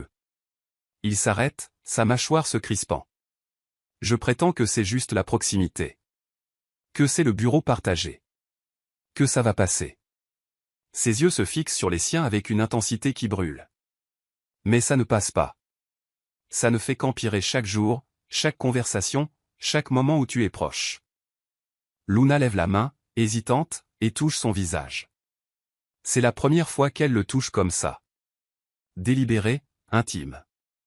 Ses doigts glissent le long de la ligne de sa mâchoire, sentant la rugosité de la barbe naissante, la chaleur de sa peau. Dylan ferme les yeux au contact, appuyant imperceptiblement son visage contre sa paume comme s'il était affamé de ce contact. Dylan, dit-elle. Son nom comme une prière, comme une question, comme une réponse. Il ouvre les yeux et la vulnérabilité qui s'y trouve est si nuquelle et tranchante. Dis-moi ce que tu veux, Luna. Sa voix sort tendue, tenue par un fil. Parce que je sais ce que je veux. Je le sais depuis des semaines. Mais ça. Il fait un geste vague entre eux. Ça change tout. Et je ne te mettrai pas la pression pour quoi que ce soit que tu ne veuilles pas. Le cœur de Luna bat si fort qu'elle est sûre qu'il peut l'entendre. Elle regarde dans les yeux gris orageux et décide, pour la première fois depuis qu'elle l'a rencontré, d'être complètement honnête. Je te veux, murmure-t-elle. Je veux ça. Je ne sais pas ce que ça signifie ni où ça mènera, mais je ne veux plus prétendre que je ne le ressens pas. Quelque chose se brise dans le regard de Dylan. Il lève lentement la main, lui laissant le temps de reculer si elle le souhaite. Mais Luna ne recule pas. Elle reste immobile, le souffle coupé, alors que ses doigts touchent son visage avec une délicatesse qui contraste avec le désir visible dans ses yeux. Dylan trace la ligne de sa joue, sa mâchoire, le contour de ses lèvres. C'est un toucher exploratoire, révérencieux, comme s'il redécouvrait quelque chose de précieux qu'il pensait avoir perdu. « Tu es si belle », murmure-t-il, ses yeux suivant le chemin de ses propres doigts. Je te regarde et j'oublie comment respirer. Ses doigts glissent vers l'arrière, brossant doucement une mèche de cheveux pour la placer derrière son oreille. C'est un geste si tendre, si intime, que Luna sent les larmes piquer ses yeux. Dylan. Sa voix tremble. Luna. Il se penche plus près, si près que leurs souffles se mêlent. Je vais t'embrasser maintenant. Sauf si tu me demandes de ne pas le faire. Elle devrait demander. Devrait se rappeler les règles, la hiérarchie, les complications inévitables. Mais au lieu de cela, elle murmure « Ne t'arrête pas ». Et le monde se rétrécit pour ne plus être que tous les deux. Dylan comble la distance entre eux avec une lenteur tortueuse, lui donnant mille occasions de changer d'avis, mais Luna ne change pas d'avis. Elle lève légèrement le visage, ses yeux se fermant, ses lèvres entr'ouvertes dans l'anticipation. Le premier contact de ses lèvres contre les siennes est doux, presque hésitant, juste un effleurement, une question silencieuse. Et puis Luna répond. Elle glisse sa main vers la nuque de Dylan, ses doigts s'enfouissant dans ses cheveux doux, et le tire plus près. Le baiser s'approfondit. Leurs lèvres bougent ensemble avec une synchronicité qui semble impossible pour quelque chose de si nouveau. Sa bouche a le goût du café et de quelque chose d'intrinsèquement lui, masculin, enveloppant, addictif. Dylan émet un son sourd dans sa gorge, quelque chose entre le soulagement et la faim, et sa main glisse de sa joue à sa nuque, inclinant son visage à l'angle parfait. Le baiser devient plus urgent, plus nécessaire. Leurs langues se rencontrent et Luna sent un frisson parcourir toute sa colonne vertébrale. Elle n'a jamais été embrassée comme ça, comme si elle était de l'oxygène, comme si elle était fondamentale à sa survie. La main libre de Dylan descend le long de son flanc, de sa taille, reposant sur sa hanche, le toucher ferme mais non invasif. Ils s'embrassent jusqu'à ce que respirer devienne impossible, puis se séparent juste assez pour reprendre de l'air, front touché, yeux toujours fermés. Mon Dieu, souffle Dylan contre ses lèvres. C'était. Je sais, murmure Luna. Ils restent là, suspendus dans ce moment, les cœurs battant de façon erratique, la réalité de ce qui vient de se passer s'installant lentement. Dylan éloigne légèrement son visage, ouvrant les yeux pour trouver les siens, et ce que Luna y voit la désarme complètement. Du désir, oui, mais aussi de la tendresse, de la peur, de l'espoir. Toute la complexité d'un homme qui vient de franchir une ligne qu'il ne peut plus effacer. On ne peut pas, commence Luna, la voix faible. Je sais. Dylan ferme les yeux, la mâchoire serrée. Mais je ne peux pas non plus prétendre que je ne veux plus de ça. Il roule sur le côté, créant un espace entre eux, mais ne s'éloigne pas complètement. Sa main trouve la sienne entre les draps, doigts entrelacés, un lien silencieux qui parle de tout ce qu'ils ne peuvent pas dire à voix haute. La lumière de l'aube remplit maintenant complètement la chambre, apportant avec elle le rappel du monde réel qui attend derrière cette porte, réunion, responsabilité, conséquences. Mais pour l'instant, encore dans cette chambre d'hôtel de Chicago, Luna permet à ses doigts de rester entrelacés avec ceux de Dylan, et permet à un espoir dangereux de fleurir dans sa poitrine. Parce que ce baiser a tout changé, et il n'y a pas de retour en arrière. La journée se passe dans un brouillard surréaliste. Luna et Dylan participent au panel de la conférence, s'assoient côte à côte lors des déjeuners d'affaires, échangent des commentaires professionnels sur des cas et des stratégies d'entreprise. Pour tout observateur extérieur, ils sont exactement ce qu'ils ont toujours été, un associé gérant et une collaboratrice junior, collègues de travail maintenant une cordialité appropriée. Mais il y a quelque chose de différent maintenant. Quelque chose qui vibre dans l'air entre eux comme de l'électricité statique. C'est dans les petits détails, la façon dont les doigts de Dylan effleurent les siens en passant un document, la façon dont ses yeux s'attardent une fraction de seconde de plus quand elle parle, la façon dont Luna se surprend à regarder sa bouche, se souvenant exactement du goût de ses lèvres. Le baiser du matin a changé quelque chose de fondamental, brisé une barrière qui ne peut être reconstruite, et ils le savent tous les deux. Lorsque la dernière session de la conférence se termine, il est déjà 7 heures du soir. Les autres avocats du cabinet décident de dîner ensemble dans un restaurant italien à la mode, mais Dylan décline poliment, prétextant la fatigue du voyage. Luna, suivant son exemple, refuse également. Ce n'est pas planifié, ou peut-être que si, aucun des deux ne pose la question. Ils retournent à l'hôtel en silence, côte à côte dans un ascenseur rempli d'inconnus. Mais quand la porte de l'ascenseur se ferme au 12e étage, ne laissant que deux dans le couloir silencieux, la tension contenue toute la journée explose enfin. Dylan s'arrête devant la porte de la suite, la carte clé à la main, mais ne l'utilise pas immédiatement. Il se tourne vers Luna et il y a quelque chose dans ses yeux gris qui fait s'emballer son cœur. Si tu entres dans cette chambre avec moi maintenant. Il s'arrête, la voix rauque, chargée. Je ne sais pas si je serai capable de garder mes distances. Pas après ce matin. Pas après avoir su ce que c'est que de te toucher. Luna devrait reculer. Devrait dire qu'ils doivent réfléchir, être rationnels, considérer les conséquences. Mais elle ne fait rien de tout cela. Au lieu de cela, elle fait un pas en avant, fermant la petite distance entre eux, et regarde directement dans ses yeux orageux. Alors ne le fais pas. Quelque chose se brise dans son regard. Dylan ouvre la porte avec une urgence contenue et à la seconde où elle se ferme derrière eux, il la plaque contre le bois. Ce n'est pas agressif, c'est précis, délibéré, plein d'un besoin supprimé depuis trop longtemps. Luna, murmure-t-il son nom comme une prière, ses mains encadrant son visage, ses pouces traçant la ligne de ses pommettes. Dernière chance de reculer. Je ne veux pas reculer. Sa voix sort ferme, honnête. Je te veux. Et puis il n'y a plus de mots. Dylan capture ses lèvres dans un baiser complètement différent de celui du matin. Celui-là était hésitant, exploratoire. Celui-ci est une pure faim. Ses lèvres bougent contre les siennes avec une urgence qui vole l'air, sa langue glissant dans sa bouche dans une danse qu'ils connaissent déjà mais dont ils ne se lasseront jamais de découvrir. Les mains de Luna remontent le long de ses larges épaules, sentant les muscles tendus sous sa chemise de ville. Elle tire sur le nœud de sa cravate, le défaisant avec des doigts tremblants, et Dylan émet un son sourd d'approbation contre ses lèvres. Il s'éloigne juste assez pour retirer sa veste, la jetant négligemment sur la chaise voisine, puis revient à elle, ses grandes mains glissant le long de sa taille, de ses hanches, la tirant plus près jusqu'à ce qu'il n'y ait plus d'espace entre leurs corps. « Tu es sûr ?» demande encore Dylan, le front pressé contre le sien, la respiration rapide. « Parce qu'après ça, tout change. »« C'est déjà fait » murmure Luna. « Au moment où tu m'as touché ce matin, tout avait déjà changé. » Ses yeux gris l'étudient un long moment, cherchant le moindre signe de doute, mais il n'y a pas de doute. Seulement du désir, du besoin, et quelque chose de plus profond qu'aucun des deux n'est prêt à nommer. Dylan la soulève avec une facilité surprenante, ses mains ferment sous ses cuisses, et Luna enroule instinctivement ses jambes autour de sa taille.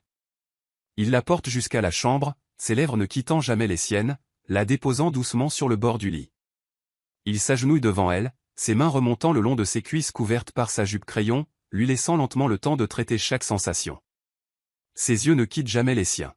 « Tu es si belle » murmure-t-il, ses mains atteignant les boutons de son chemisier. « Puis-je » Luna hoche la tête, incapable de former des mots. Dylan défait chaque bouton avec une lenteur tortueuse, révélant la peau centimètre par centimètre. Quand le chemisier tombe enfin, il laisse ses mains glisser sur ses épaules nues, sa clavicule, le long de ses bras, comme s'il mémorisait chaque courbe, chaque texture. « Parfaite » murmure-t-il, plus pour lui-même que pour elle. Luna tend la main vers sa chemise, la déboutonnant avec des doigts qui tremblent légèrement. Quand elle l'ouvre enfin, révélant son torse masculin, ses muscles définis, sa peau bronzée, une traînée de poils sombres descendant de sa poitrine, elle laisse ses mains explorer. Dylan ferme les yeux au contact, sa respiration devenant irrégulière. Luna. C'est à moitié un gémissement, à moitié un avertissement. Elle sourit, sentant un nouveau courage, et retire complètement la chemise, la laissant tomber au sol, puis se penche en avant et embrasse sa poitrine, sentant son cœur s'emballer sous ses lèvres. Dylan émet un son guttural sourd et la tire vers ses lèvres. Le baiser s'approfondit, devient plus urgent. Ses mains glissent dans son dos, trouvant l'agrafe de son soutien-gorge et la défaisant avec une facilité qui suggère de la pratique. Mais quand il s'éloigne pour la regarder, il y a quelque chose dans ses yeux qui transcende le simple désir. Il y a de la révérence. « Tu es parfaite » répète-t-il, la voix brisée. Luna le tire sur le lit et ils tombent ensemble parmi les draps doux. Leur corps s'explore avec un mélange d'urgence et de tendresse. Chaque contact est une découverte, chaque baiser est une promesse silencieuse. Dylan embrasse le long de sa mâchoire, descend dans son cou, s'attardant là où son pouls bat rapidement. Luna se cambre contre lui, ses mains parcourant son large dos, sentant les muscles se contracter sous son toucher. « Tu trembles » murmure Dylan contre sa peau. « C'est toi » admet Luna, la voix tremblante. « Tu me fais trembler. » Ses yeux rencontrent les siens, sombres de désir mais aussi incroyablement doux. « Je prendrai soin de toi » promet-il.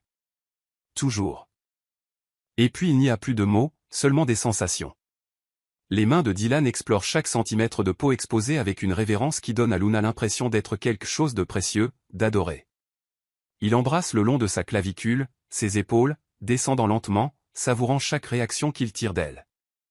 Luna se perd dans les sensations, son poids sur elle, la chaleur, le son de la respiration rapide mêlée à la sienne, l'odeur boisée qui est maintenant sur sa peau aussi. Elle ressent chaque contact comme s'il était amplifié, chaque baiser comme s'il brûlait, chaque murmure comme s'il était gravé dans son âme. Dylan. Elle respire son nom quand l'intensité devient presque insupportable. Je sais, murmure-t-il contre sa peau. Je le sens aussi. Quand ils ne font enfin plus qu'un, c'est avec une lenteur délibérée qui parle de respect, de soin, de quelque chose de bien plus grand qu'une simple attraction physique. Dylan enfouit son visage dans son cou, respirant profondément comme s'il essayait de s'ancrer dans la réalité du moment. « Ça va » demande-t-il, la voix tendue. « Plus que ça » répond Luna, ses mains glissant dans ses cheveux. « Parfait. » Ils bougent ensemble avec une synchronicité qui semble impossible pour quelque chose de si nouveau. C'est comme si leurs corps se connaissaient déjà, comme s'ils avaient fait ça 1000 fois auparavant. Le rythme est lent au début, exploratoire, puis devient plus urgent, plus nécessaire. Luna se perd complètement. Il n'y a plus de pensée sur le bureau, les règles ou les conséquences. Il n'y a que Dylan, ses yeux, sa bouche, ses mains, son corps fusionné avec le sien. Il n'y a que ce moment, cette connexion, cette reddition complète. Lorsque l'intensité atteint son apogée, Dylan capture ses lèvres dans un baiser profond, comme s'il voulait absorber chaque son, chaque sensation. Et quand ils atteignent enfin le sommet ensemble, c'est avec les doigts entrelacés et les yeux fixés l'un sur l'autre, comme pour sceller une promesse silencieuse. Après, ils restent entrelacés parmi les draps froissés, la respiration encore irrégulière, les cœurs revenant progressivement à un rythme normal. Dylan est allongé sur le côté, Luna blottie contre sa poitrine, sa tête reposant sur son épaule masculine. Sa main trace des motifs paresseux sur son dos nu et Luna ne s'est jamais sentie aussi en sécurité, aussi complète. « Je ne savais pas que ça pouvait être comme ça », murmure Dylan dans l'obscurité douce de la pièce, éclairée seulement par les lumières de la ville venant à travers les rideaux ouverts. « Comme quoi » demande doucement Luna, ses doigts jouant avec les poils sur son torse. « Si réel. » Il hésite, comme s'il cherchait les bons mots. « J'ai déjà eu des relations, mais c'était toujours transactionnel, pratique. » Il se recule légèrement, soulevant son menton pour pouvoir la regarder dans les yeux. « Avec toi, c'est différent. Avec toi, je ressens. » Le cœur de Luna se serre devant la vulnérabilité brute de ses mots. « Je le ressens aussi » admet-elle. « Et ça me fait peur. » Pourquoi ? Parce que je ne sais pas ce qu'on fait maintenant. Luna s'assoit légèrement, tirant le drap pour se couvrir, soudain consciente de sa nudité. Demain, nous retournons à New York, au bureau, à la réalité où tu es mon patron et je suis ta subordonnée. Dylan s'assoit aussi, son expression devenant sérieuse. Alors on change la réalité. Il prend sa main, entrelaçant leurs doigts. Je parlerai aux autres associés. Je demanderai ton transfert dans un autre département, avec un autre superviseur. On garde le professionnalisme au travail, mais en dehors. En dehors, l'encourage Luna. Ses yeux gris l'étudient longuement. En dehors, je veux te connaître. Vraiment te connaître. Pas comme avocate ou collègue. Comme Luna, la femme qui trébuche sur les tapis, qui chante quand elle pense que personne n'écoute, qui a peur du tonnerre mais aime la pluie. Il serre sa main. Je veux tout savoir de toi. Luna sent les larmes piquer ses yeux. Et le bureau ? Les ragots ? Les complications ? Au diable les ragots. Dylan sourit, et c'est un sourire différent, plus léger, plus libre. Pour la première fois depuis des années, je me sens vivant. Et je ne vais pas abandonner ça à cause de l'opinion des autres. Luna se penche en avant, l'embrassant doucement. C'est un baiser différent des précédents, plus calme, mais d'une certaine manière plus profond. C'est un baiser de promesse. Quand ils se séparent, Dylan la tire à nouveau dans ses bras, l'installant contre sa poitrine. « Reste avec moi ce soir », murmure-t-il contre ses cheveux. « Ne pensons pas encore à demain. Reste juste. » « Je n'allais nulle part », répond Luna en fermant les yeux et en se laissant bercer par le son de son rythme cardiaque. Et cette nuit-là, parmi des draps qui sentent leur mélange à tous les deux, Dylan tient Luna comme si elle était la chose la plus précieuse au monde et murmure, si bas qu'elle l'entend à peine, « Tu étais tout ce dont je ne savais pas avoir besoin. » Luna sourit dans le noir, serrant la main qui repose sur son ventre, et pour la première fois depuis longtemps, elle laisse la peur céder la place à l'espoir. Le vol de retour vers New York est calme. Luna et Dylan sont assis côte à côte, mais il y a une tension différente maintenant. Pas inconfortable, mais chargée d'une conscience aiguë. Chaque contact accidentel des bras sur la coudoir partagée envoie des ondes électriques. Chaque regard échangé porte des souvenirs de la nuit précédente, peau contre peau, murmure dans l'obscurité, promesse murmurée entre deux baisers. Quand l'avion atterrit à JFK, la réalité commence à s'infiltrer dans la bulle qu'ils ont construite à Chicago. Dans le taxi de retour vers le bureau, Dylan maintient une distance respectueuse, mais ses yeux ne cessent de chercher les siens. Et quand ils arrivent devant le bâtiment vitré, il murmure si bas que seule elle peut l'entendre, « Ce n'est pas fini. Nous ne sommes pas finis. » Luna hoche la tête, le cœur partagé entre l'espoir et la peur. Les premiers jours de retour sont une torture silencieuse. Dylan tient sa promesse. Lors d'une réunion privée avec les autres associés, il demande le transfert de Luna au département des fusions et acquisitions, sous la supervision directe de Claire Donovan. Officiellement, c'est pour une meilleure utilisation de ses compétences. Il n'est fait aucune mention de ce qui s'est réellement passé à Chicago. Luna déménage vers un bureau partagé au 22e étage, loin de la vue panoramique et de la présence constante de Dylan.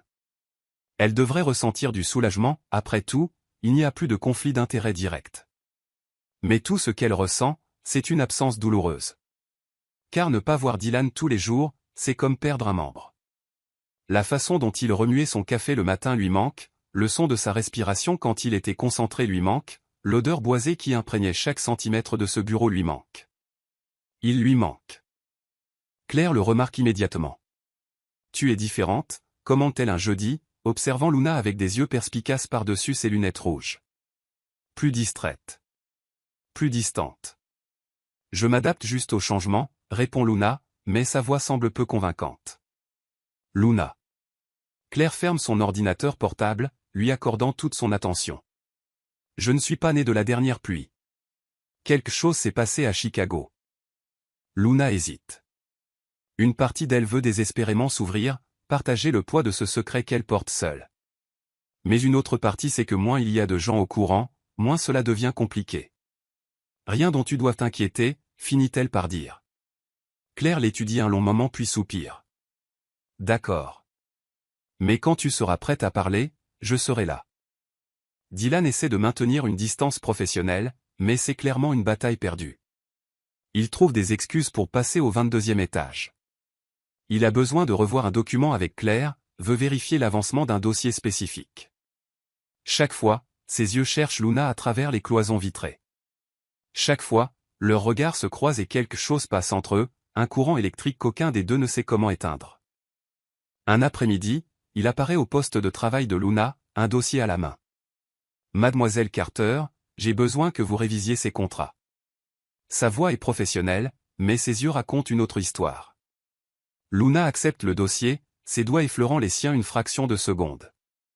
C'est le premier contact depuis une semaine, et elle le ressent jusqu'aux os. « Bien sûr, Monsieur Matthews. » Il y a un moment de silence chargé. Dylan ouvre la bouche comme pour dire quelque chose de plus, mais Claire apparaît, souriant largement. « Dylan. Je ne savais pas que tu étais là. Tu as besoin de quelque chose ?» Il recompose son masque professionnel avec une vitesse impressionnante.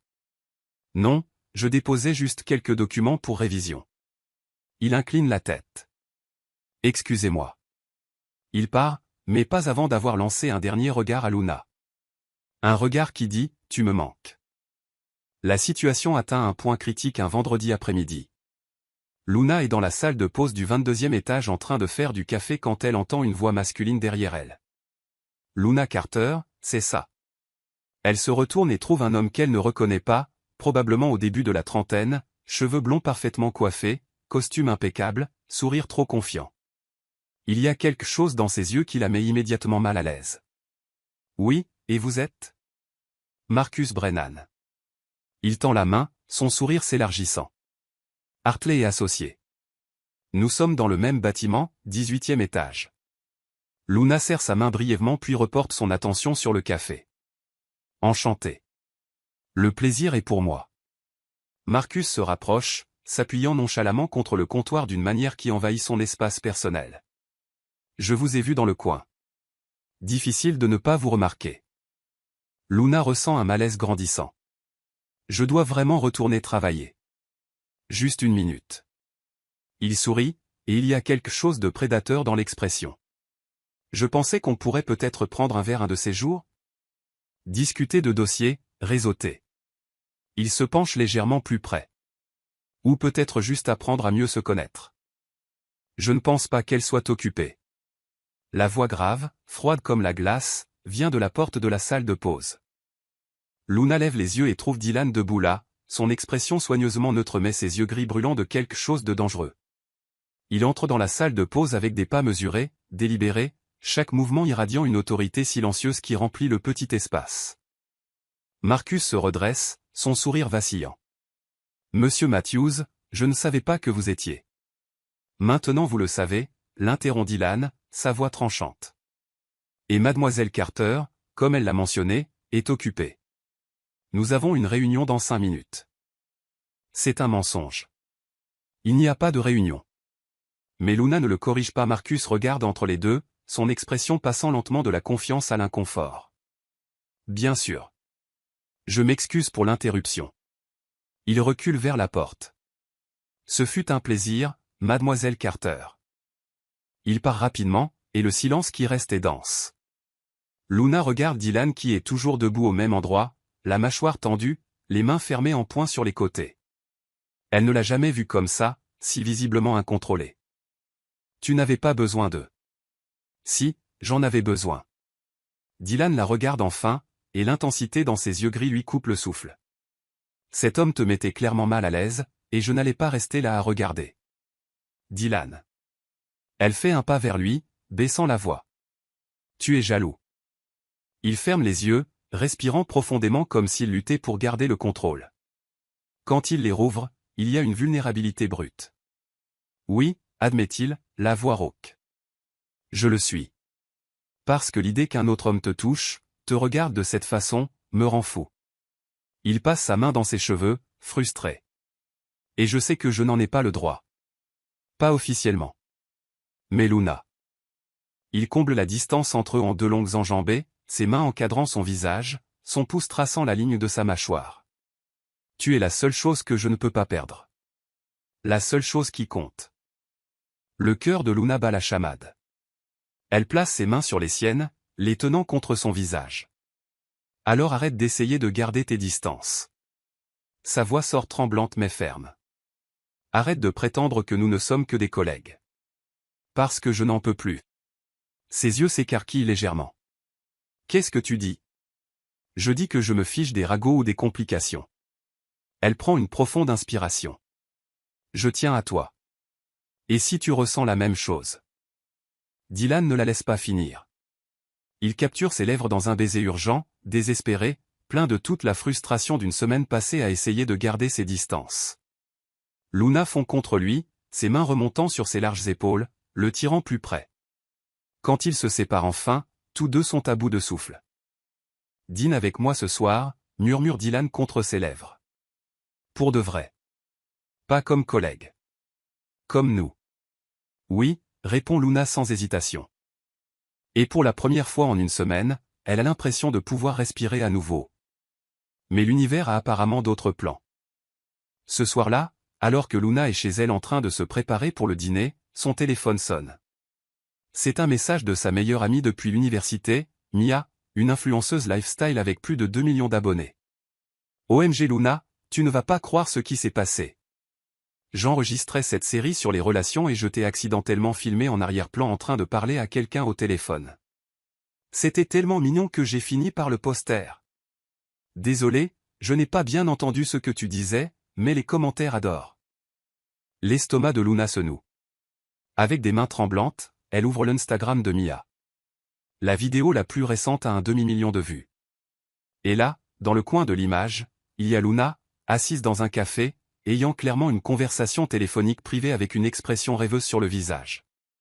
Et l'audio, bien qu'étouffé, est assez audible, je ne peux pas m'arrêter de penser à lui. C'est comme si tout prenait enfin un sens.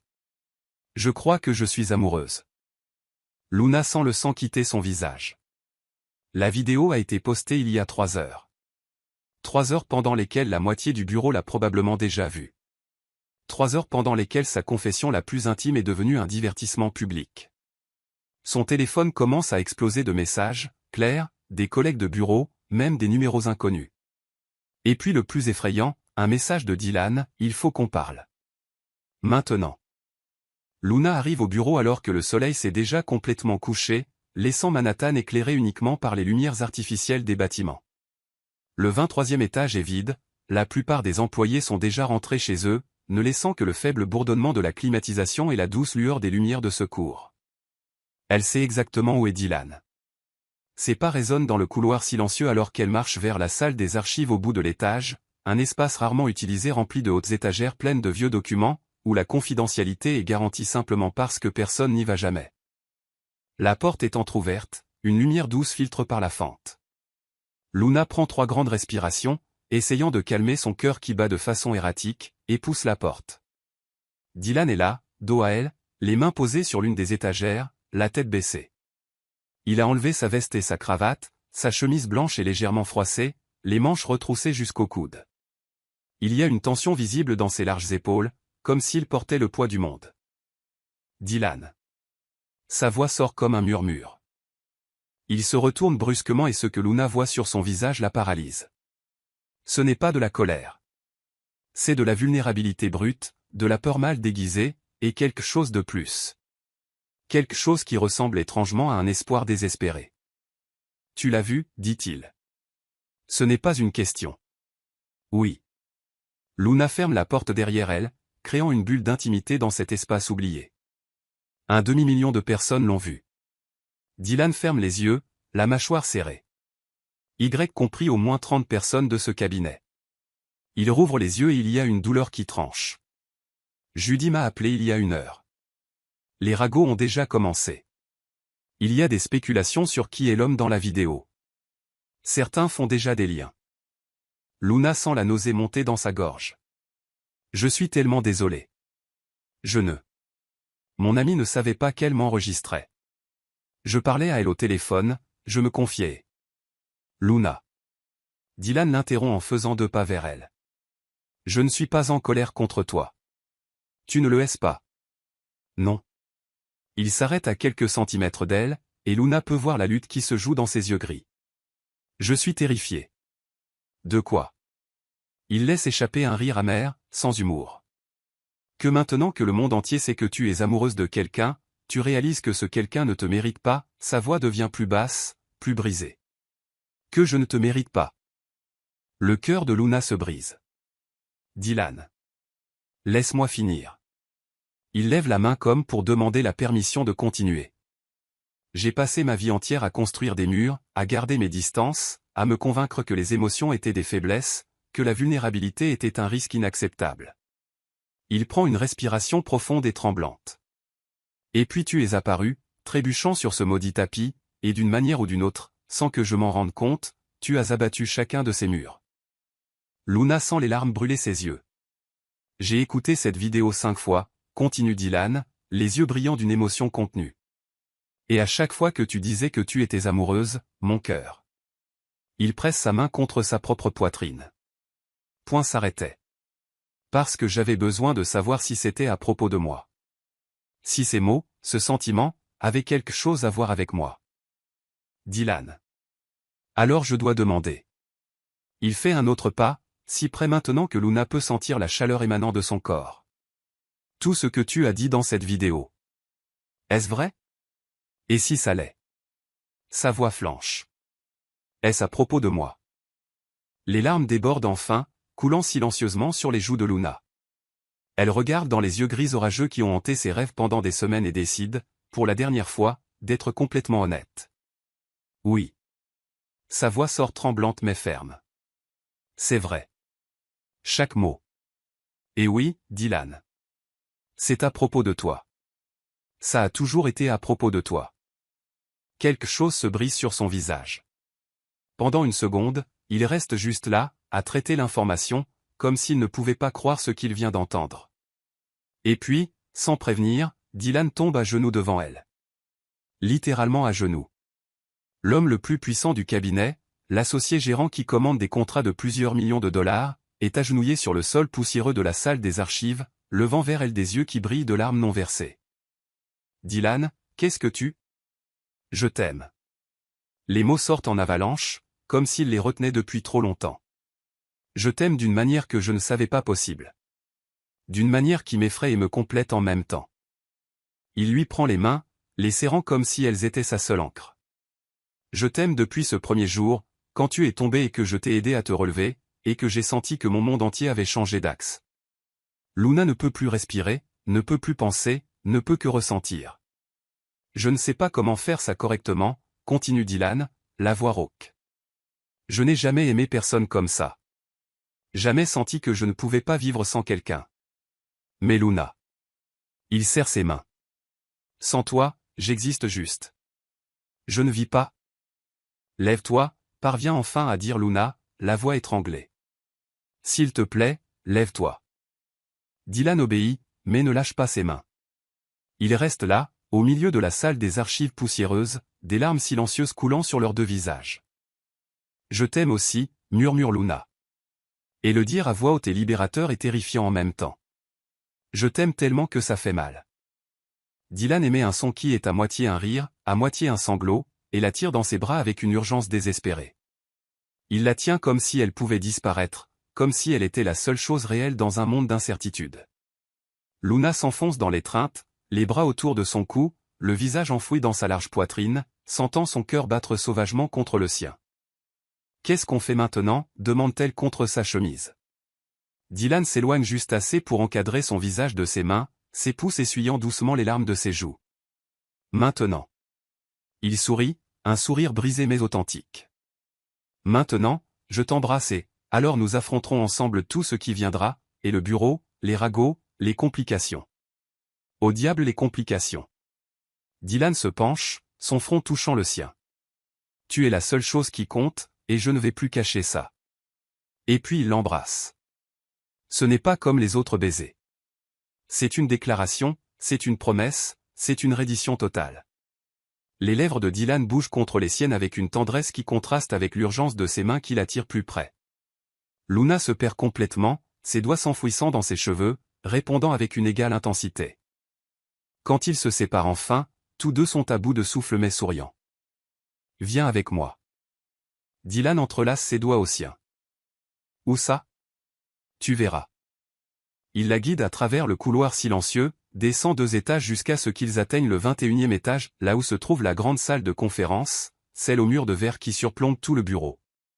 Et là, travaillant encore malgré l'heure, se trouvent au moins 15 personnes, dont Claire, qui lève les yeux, surprise, lorsque Dylan et Luna entrent.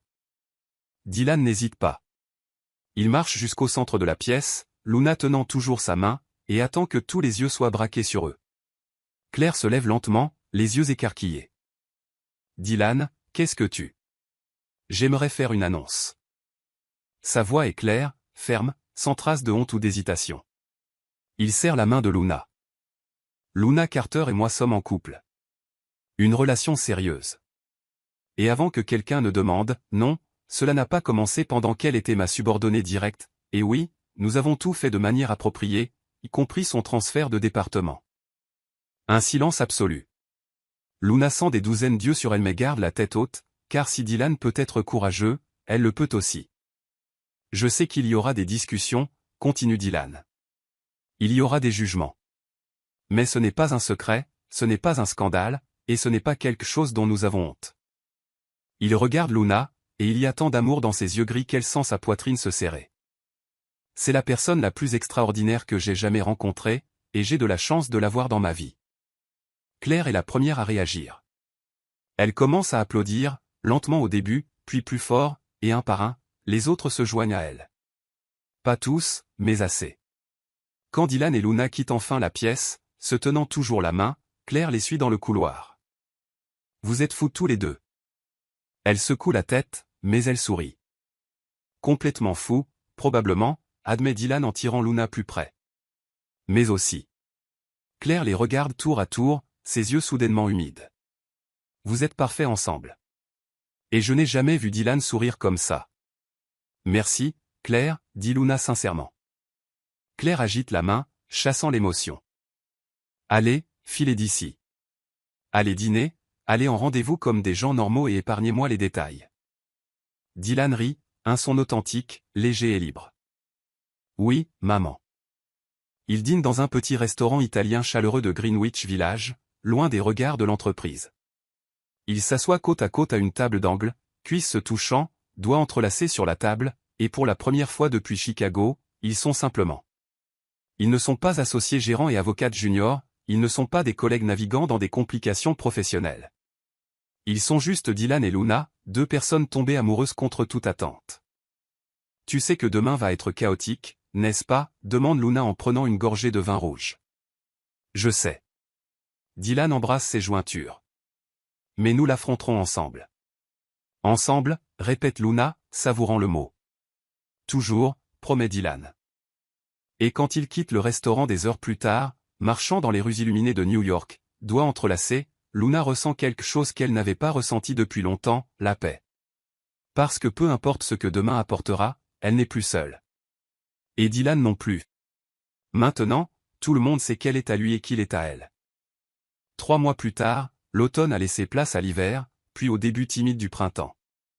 Manhattan s'éveille sous un ciel étonnamment clair, avec ce genre de lumière dorée qui rend la ville moins agressive, plus humaine. Luna est dans son appartement, faisant ses bagages pour le week-end, lorsque l'interphone bourdonne. Elle sourit avant même de répondre car elle sait déjà qui c'est. Monte. Elle appuie sur le bouton et 3 minutes plus tard, Dylan est à sa porte. Jean foncé, pull bleu marine, un sac en toile sur l'épaule et ce sourire qui fait encore battre son cœur. Prête pour l'aventure, demande-t-il en l'embrassant doucement. Prête, répond Luna contre ses lèvres. Mais tu ne m'as toujours pas dit où nous allons. Et gâcher la surprise. Jamais. Les 3 derniers mois ont été complexes. Pas parfaits, mais réels. Le bureau a mis du temps à s'adapter. Il y a eu des ragots, bien sûr, certains malveillants, d'autres juste curieux. Il y a eu des réunions avec les ressources humaines, une documentation minutieuse pour s'assurer qu'aucune ligne éthique n'était franchie. Il y a eu des moments difficiles où Luna a dû prouver à maintes reprises que sa récente promotion au poste d'avocate associée était basée sur le mérite, pas sur le favoritisme. Mais il y a aussi eu du soutien. Claire est devenue une féroce défenseuse. Judy a étonnamment approuvé avec un signe de tête sage et un « je le savais depuis le début ». Même M. Reynolds, l'associé fondateur, a donné sa bénédiction discrète lors d'un trajet en ascenseur partagé. Matthew semble plus humain ces derniers temps. Bon travail, mademoiselle Carter. Et à travers tout cela, Dylan était à ses côtés. Pas pour la protéger comme si elle était fragile, mais pour la soutenir comme un partenaire égal. Ils ont appris à naviguer entre les frontières, professionnalisme au bureau, intimité à l'extérieur. Ils ont appris à communiquer quand les choses devenaient difficiles. Ils ont appris que l'amour n'est pas toujours facile, mais qu'il en vaut toujours la peine. Le trajet jusqu'à Cape Cod prend 4 heures. Dylan conduit d'une main sur le volant, l'autre entrelacée avec celle de Luna sur la console centrale. Ils parlent de tout et de rien. De dossiers récents, d'un film qu'ils veulent voir, de projets d'été. Et il y a des silences aussi, des silences confortables où Luna regarde le paysage changer, des gratte-ciel aux arbres, du béton aux plages, tandis que Dylan serre occasionnellement sa main comme s'il avait besoin d'une confirmation constante qu'elle est là. Quand ils arrivent enfin, le soleil est déjà bas sur l'horizon, peignant le ciel de nuances d'orange et de rose. La maison est exactement comme Dylan l'a décrite, une structure en bois peinte en blanc avec de larges porches et des fenêtres qui capturent chaque rayon de lumière. Elle trône au sommet d'une petite colline avec une vue directe sur l'océan qui s'étend, infini et brillant. Dylan.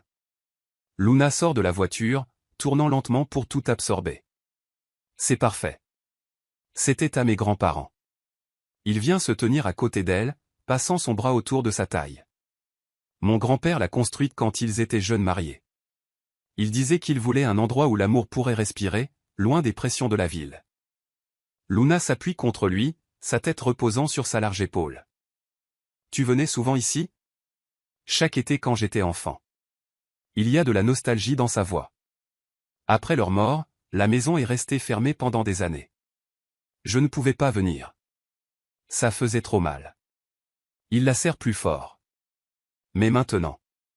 Maintenant je veux créer de nouveaux souvenirs ici. Avec toi. Le cœur de Luna se serre d'émotion. Ils entrent dans la maison, qui sent légèrement le vieux bois et le sel marin. C'est chaleureux sans être claustrophobe. Meubles en osier, tapis décolorés par le soleil, photographies en noir et blanc sur les murs montrant un jeune couple souriant sur des plages qui semblent être les mêmes que celles qui existent encore dehors. Dylan porte les sacs dans la chambre principale et Luna explore, touchant les surfaces avec révérence, sentant l'histoire incrustée dans chaque coin. Il y a de l'amour ici, dit-elle. On peut le sentir.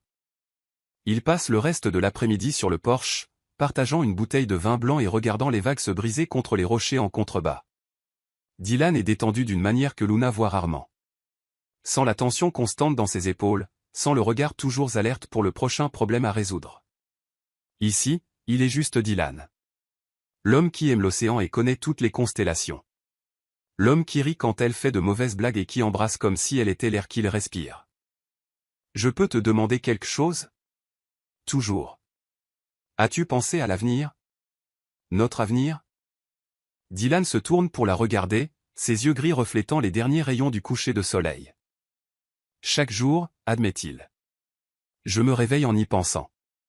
Je m'endors en y pensant. Et que vois-tu? Il met son verre de vin de côté et se tourne complètement vers elle, prenant ses deux mains. Je te vois toi. Toujours toi. Sa voix est basse, intense. Je vois des week-ends ici, dans cette maison. Je nous vois nous disputer pour savoir quel film regarder et qui va cuisiner. Je te vois briller au tribunal, gagner des affaires impossibles. Il hésite, la vulnérabilité traversant ses traits. Je vois une vie ensemble. Si tu le veux aussi. Luna sent les larmes brûler ses yeux, mais ce sont de bonnes larmes. Je le veux, murmure-t-elle. Je veux tout ça. Dylan sourit, ce sourire rare et authentique qui transforme complètement son visage, et l'attire sur ses genoux.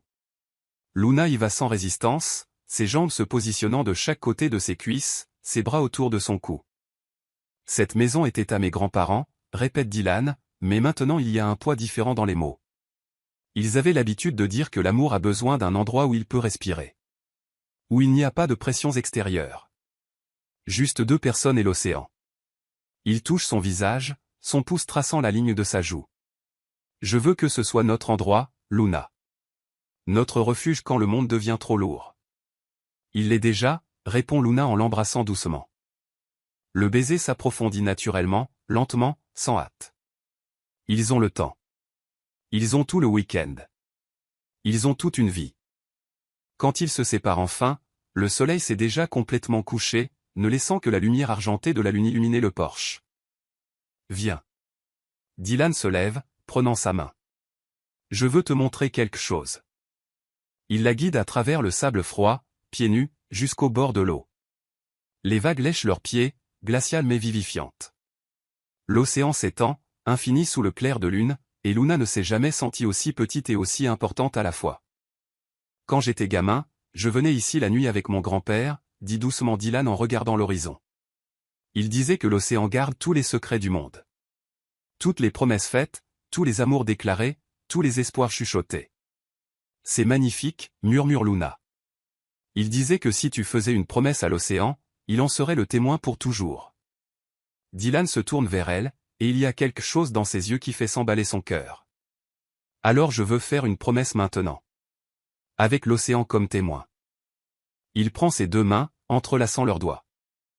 Luna Carter, je promets de t'aimer les bons jours et les jours difficiles. Je promets d'être ton partenaire, pas ton protecteur. Je promets de te défier quand tu en as besoin et de te soutenir toujours. Sa voix s'épaissit d'émotion. Je promets de construire une vie avec toi où l'amour n'est pas juste un sentiment, mais une action quotidienne. Et je promets que peu importe ce qui arrive, nous l'affronterons ensemble. Les larmes coulent librement maintenant sur le visage de Luna. Dylan. Elle peut à peine parler. Je fais aussi une promesse. Elle prend une profonde inspiration, trouvant de la force dans la fermeté de ses mains tenant les siennes. Je promets de t'aimer complètement, avec tous tes murs abattus et toutes tes vulnérabilités exposées.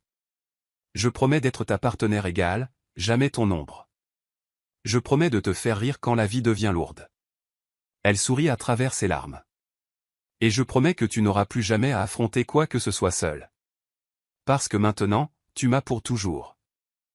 Dylan ferme les yeux, deux larmes s'échappant pour tracer des lignes argentées sur ses joues.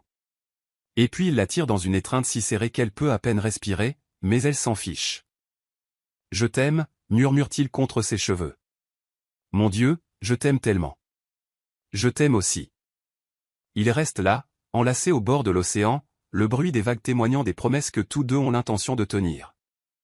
Plus tard cette nuit-là, après un dîner simple de pâtes et de vin, ils se retrouvent dans la chambre principale. Les fenêtres sont ouvertes, apportant la brise salée et le son constant des vagues. Luna est sur le balcon relié à la chambre, enveloppée dans une couverture, quand Dylan la rejoint. Il l'enlace par derrière, le menton posé sur le sommet de sa tête. « Es-tu heureuse » demande-t-il doucement. Luna se tourne dans ses bras, regardant dans les yeux gris qu'elle connaît maintenant si bien. « Je ne savais pas que je pouvais être aussi heureuse » admet-elle. « Tu m'as donné quelque chose que je ne savais même pas que je cherchais. » Qu'est-ce que c'était? Un foyer. Elle touche sa poitrine, sur son cœur. Pas un endroit, mais une personne. Tu es mon foyer, Dylan. Il ferme les yeux, respirant profondément comme s'il absorbait les mots pour les stocker dans un endroit sûr. Et tu es le mien, répond-il. Tu l'as toujours été. Il retourne à l'intérieur, et ce qui suit est de la pure tendresse. Il n'y a pas d'urgence cette fois, juste une exploration lente et révérencieuse. Dylan retire son pull lentement, embrassant chaque centimètre de peau exposée. Luna défait les boutons de sa chemise avec des doigts qui tremblent, non de nervosité, mais d'un amour débordant. Quand ils s'allongent enfin entre des draps qui sentent la lavande et la mer, ils font l'amour avec la patience de ceux qui savent qu'ils ont une vie entière devant eux. Chaque toucher est une promesse renouvelée. Chaque baiser est une gratitude silencieuse. Chaque murmure est une prière. Tu es magnifique, murmure Dylan contre sa peau, ses lèvres traçant le chemin le long de sa clavicule, de son épaule.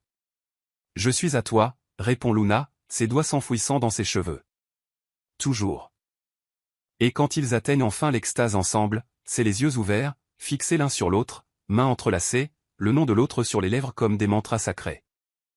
Après, allongé dans un enchevêtrement de membres et de draps froissés, Dylan tient Luna contre sa poitrine, ses doigts jouant paresseusement avec ses cheveux.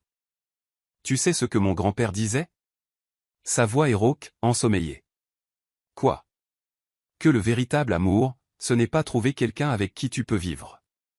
Il embrasse le sommet de sa tête. C'est trouver quelqu'un sans qui tu ne peux pas vivre. Luna se blottit plus près, le bras autour de sa taille. Alors je suppose que nous avons trouvé notre véritable amour. Je suppose que oui. Le sommeil les gagne lentement, bercé par le bruit des vagues et la chaleur de l'autre. Et dans la douce obscurité de la chambre, Luna murmure « Merci ». Pourquoi, demande Dylan, presque déjà endormi. D'avoir trébuché avec moi. Il rit doucement, la serrant plus fort contre lui. Tu es mon désastre préféré. Et toi, sourit Luna, tu es mon chaos le plus parfait. Le lendemain matin, ils se réveillent avec le soleil inondant la pièce, réchauffant leur peau nue. Luna ouvre les yeux et trouve Dylan déjà réveillé, appuyé sur un coude, la regardant simplement avec une expression si tendre que son cœur se serre. « Depuis combien de temps me regardes-tu » demande-t-elle, ensommeillée. « Pas assez longtemps. » Il embrasse son front. « Ce ne sera jamais assez. » Il passe la journée à explorer la plage, à ramasser des coquillages, à courir pour échapper aux vagues comme des enfants. Dylan la poursuit sur le sable et quand il l'attrape enfin, ils tombent tous les deux en riant, mouillés et couverts de sable. Et là, Sur cette plage où ses grands-parents ont fait des promesses il y a des décennies, Dylan embrasse Luna sous le soleil du matin. Et c'est parfait. Pas parce que c'est facile, pas parce que c'est sans défi, mais parce que c'est réel. Et c'est à eux. Le dimanche après-midi, alors qu'ils font leur bagage pour retourner à New York, Luna trouve une vieille boîte en bois dans le placard. À l'intérieur, il y a des lettres. Des dizaines, jaunies par le temps, écrites à la main. Dylan, regarde ça. Il vient vers elle, prenant délicatement l'une des lettres. C'est de sa grand-mère à son grand-père, daté de 1952.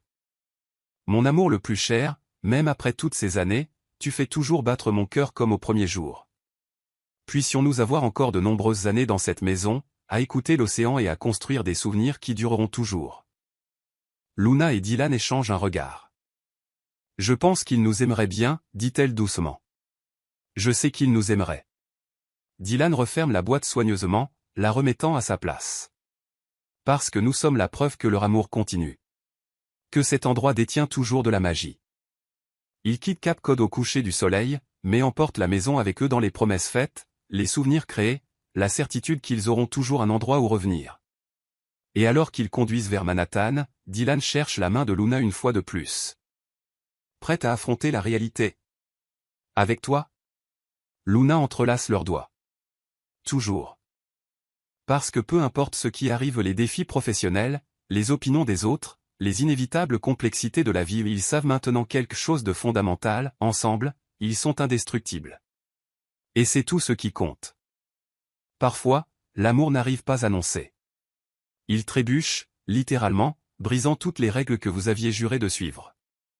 Luna et Dylan prouvent que les plus hauts murs peuvent s'effondrer d'un simple toucher, que la vulnérabilité n'est pas une faiblesse mais du courage, et que lorsque vous trouvez quelqu'un qui réveille votre cœur, aucune hiérarchie, aucun jugement, aucune peur ne vaut plus que de tout risquer pour ce sentiment.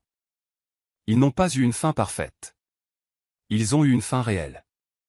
Avec des défis, avec des choix difficiles, mais avec la certitude qu'ensemble, ils pourraient affronter n'importe quelle tempête.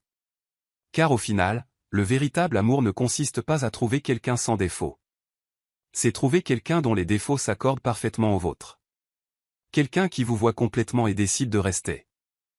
Et c'est peut-être la plus grande leçon de toutes, que cela vaut la peine de trébucher, la peine de tomber, la peine de prendre le risque. Parce que de l'autre côté de ce faux pas, attend peut-être exactement ce que vous ne saviez pas que vous cherchiez.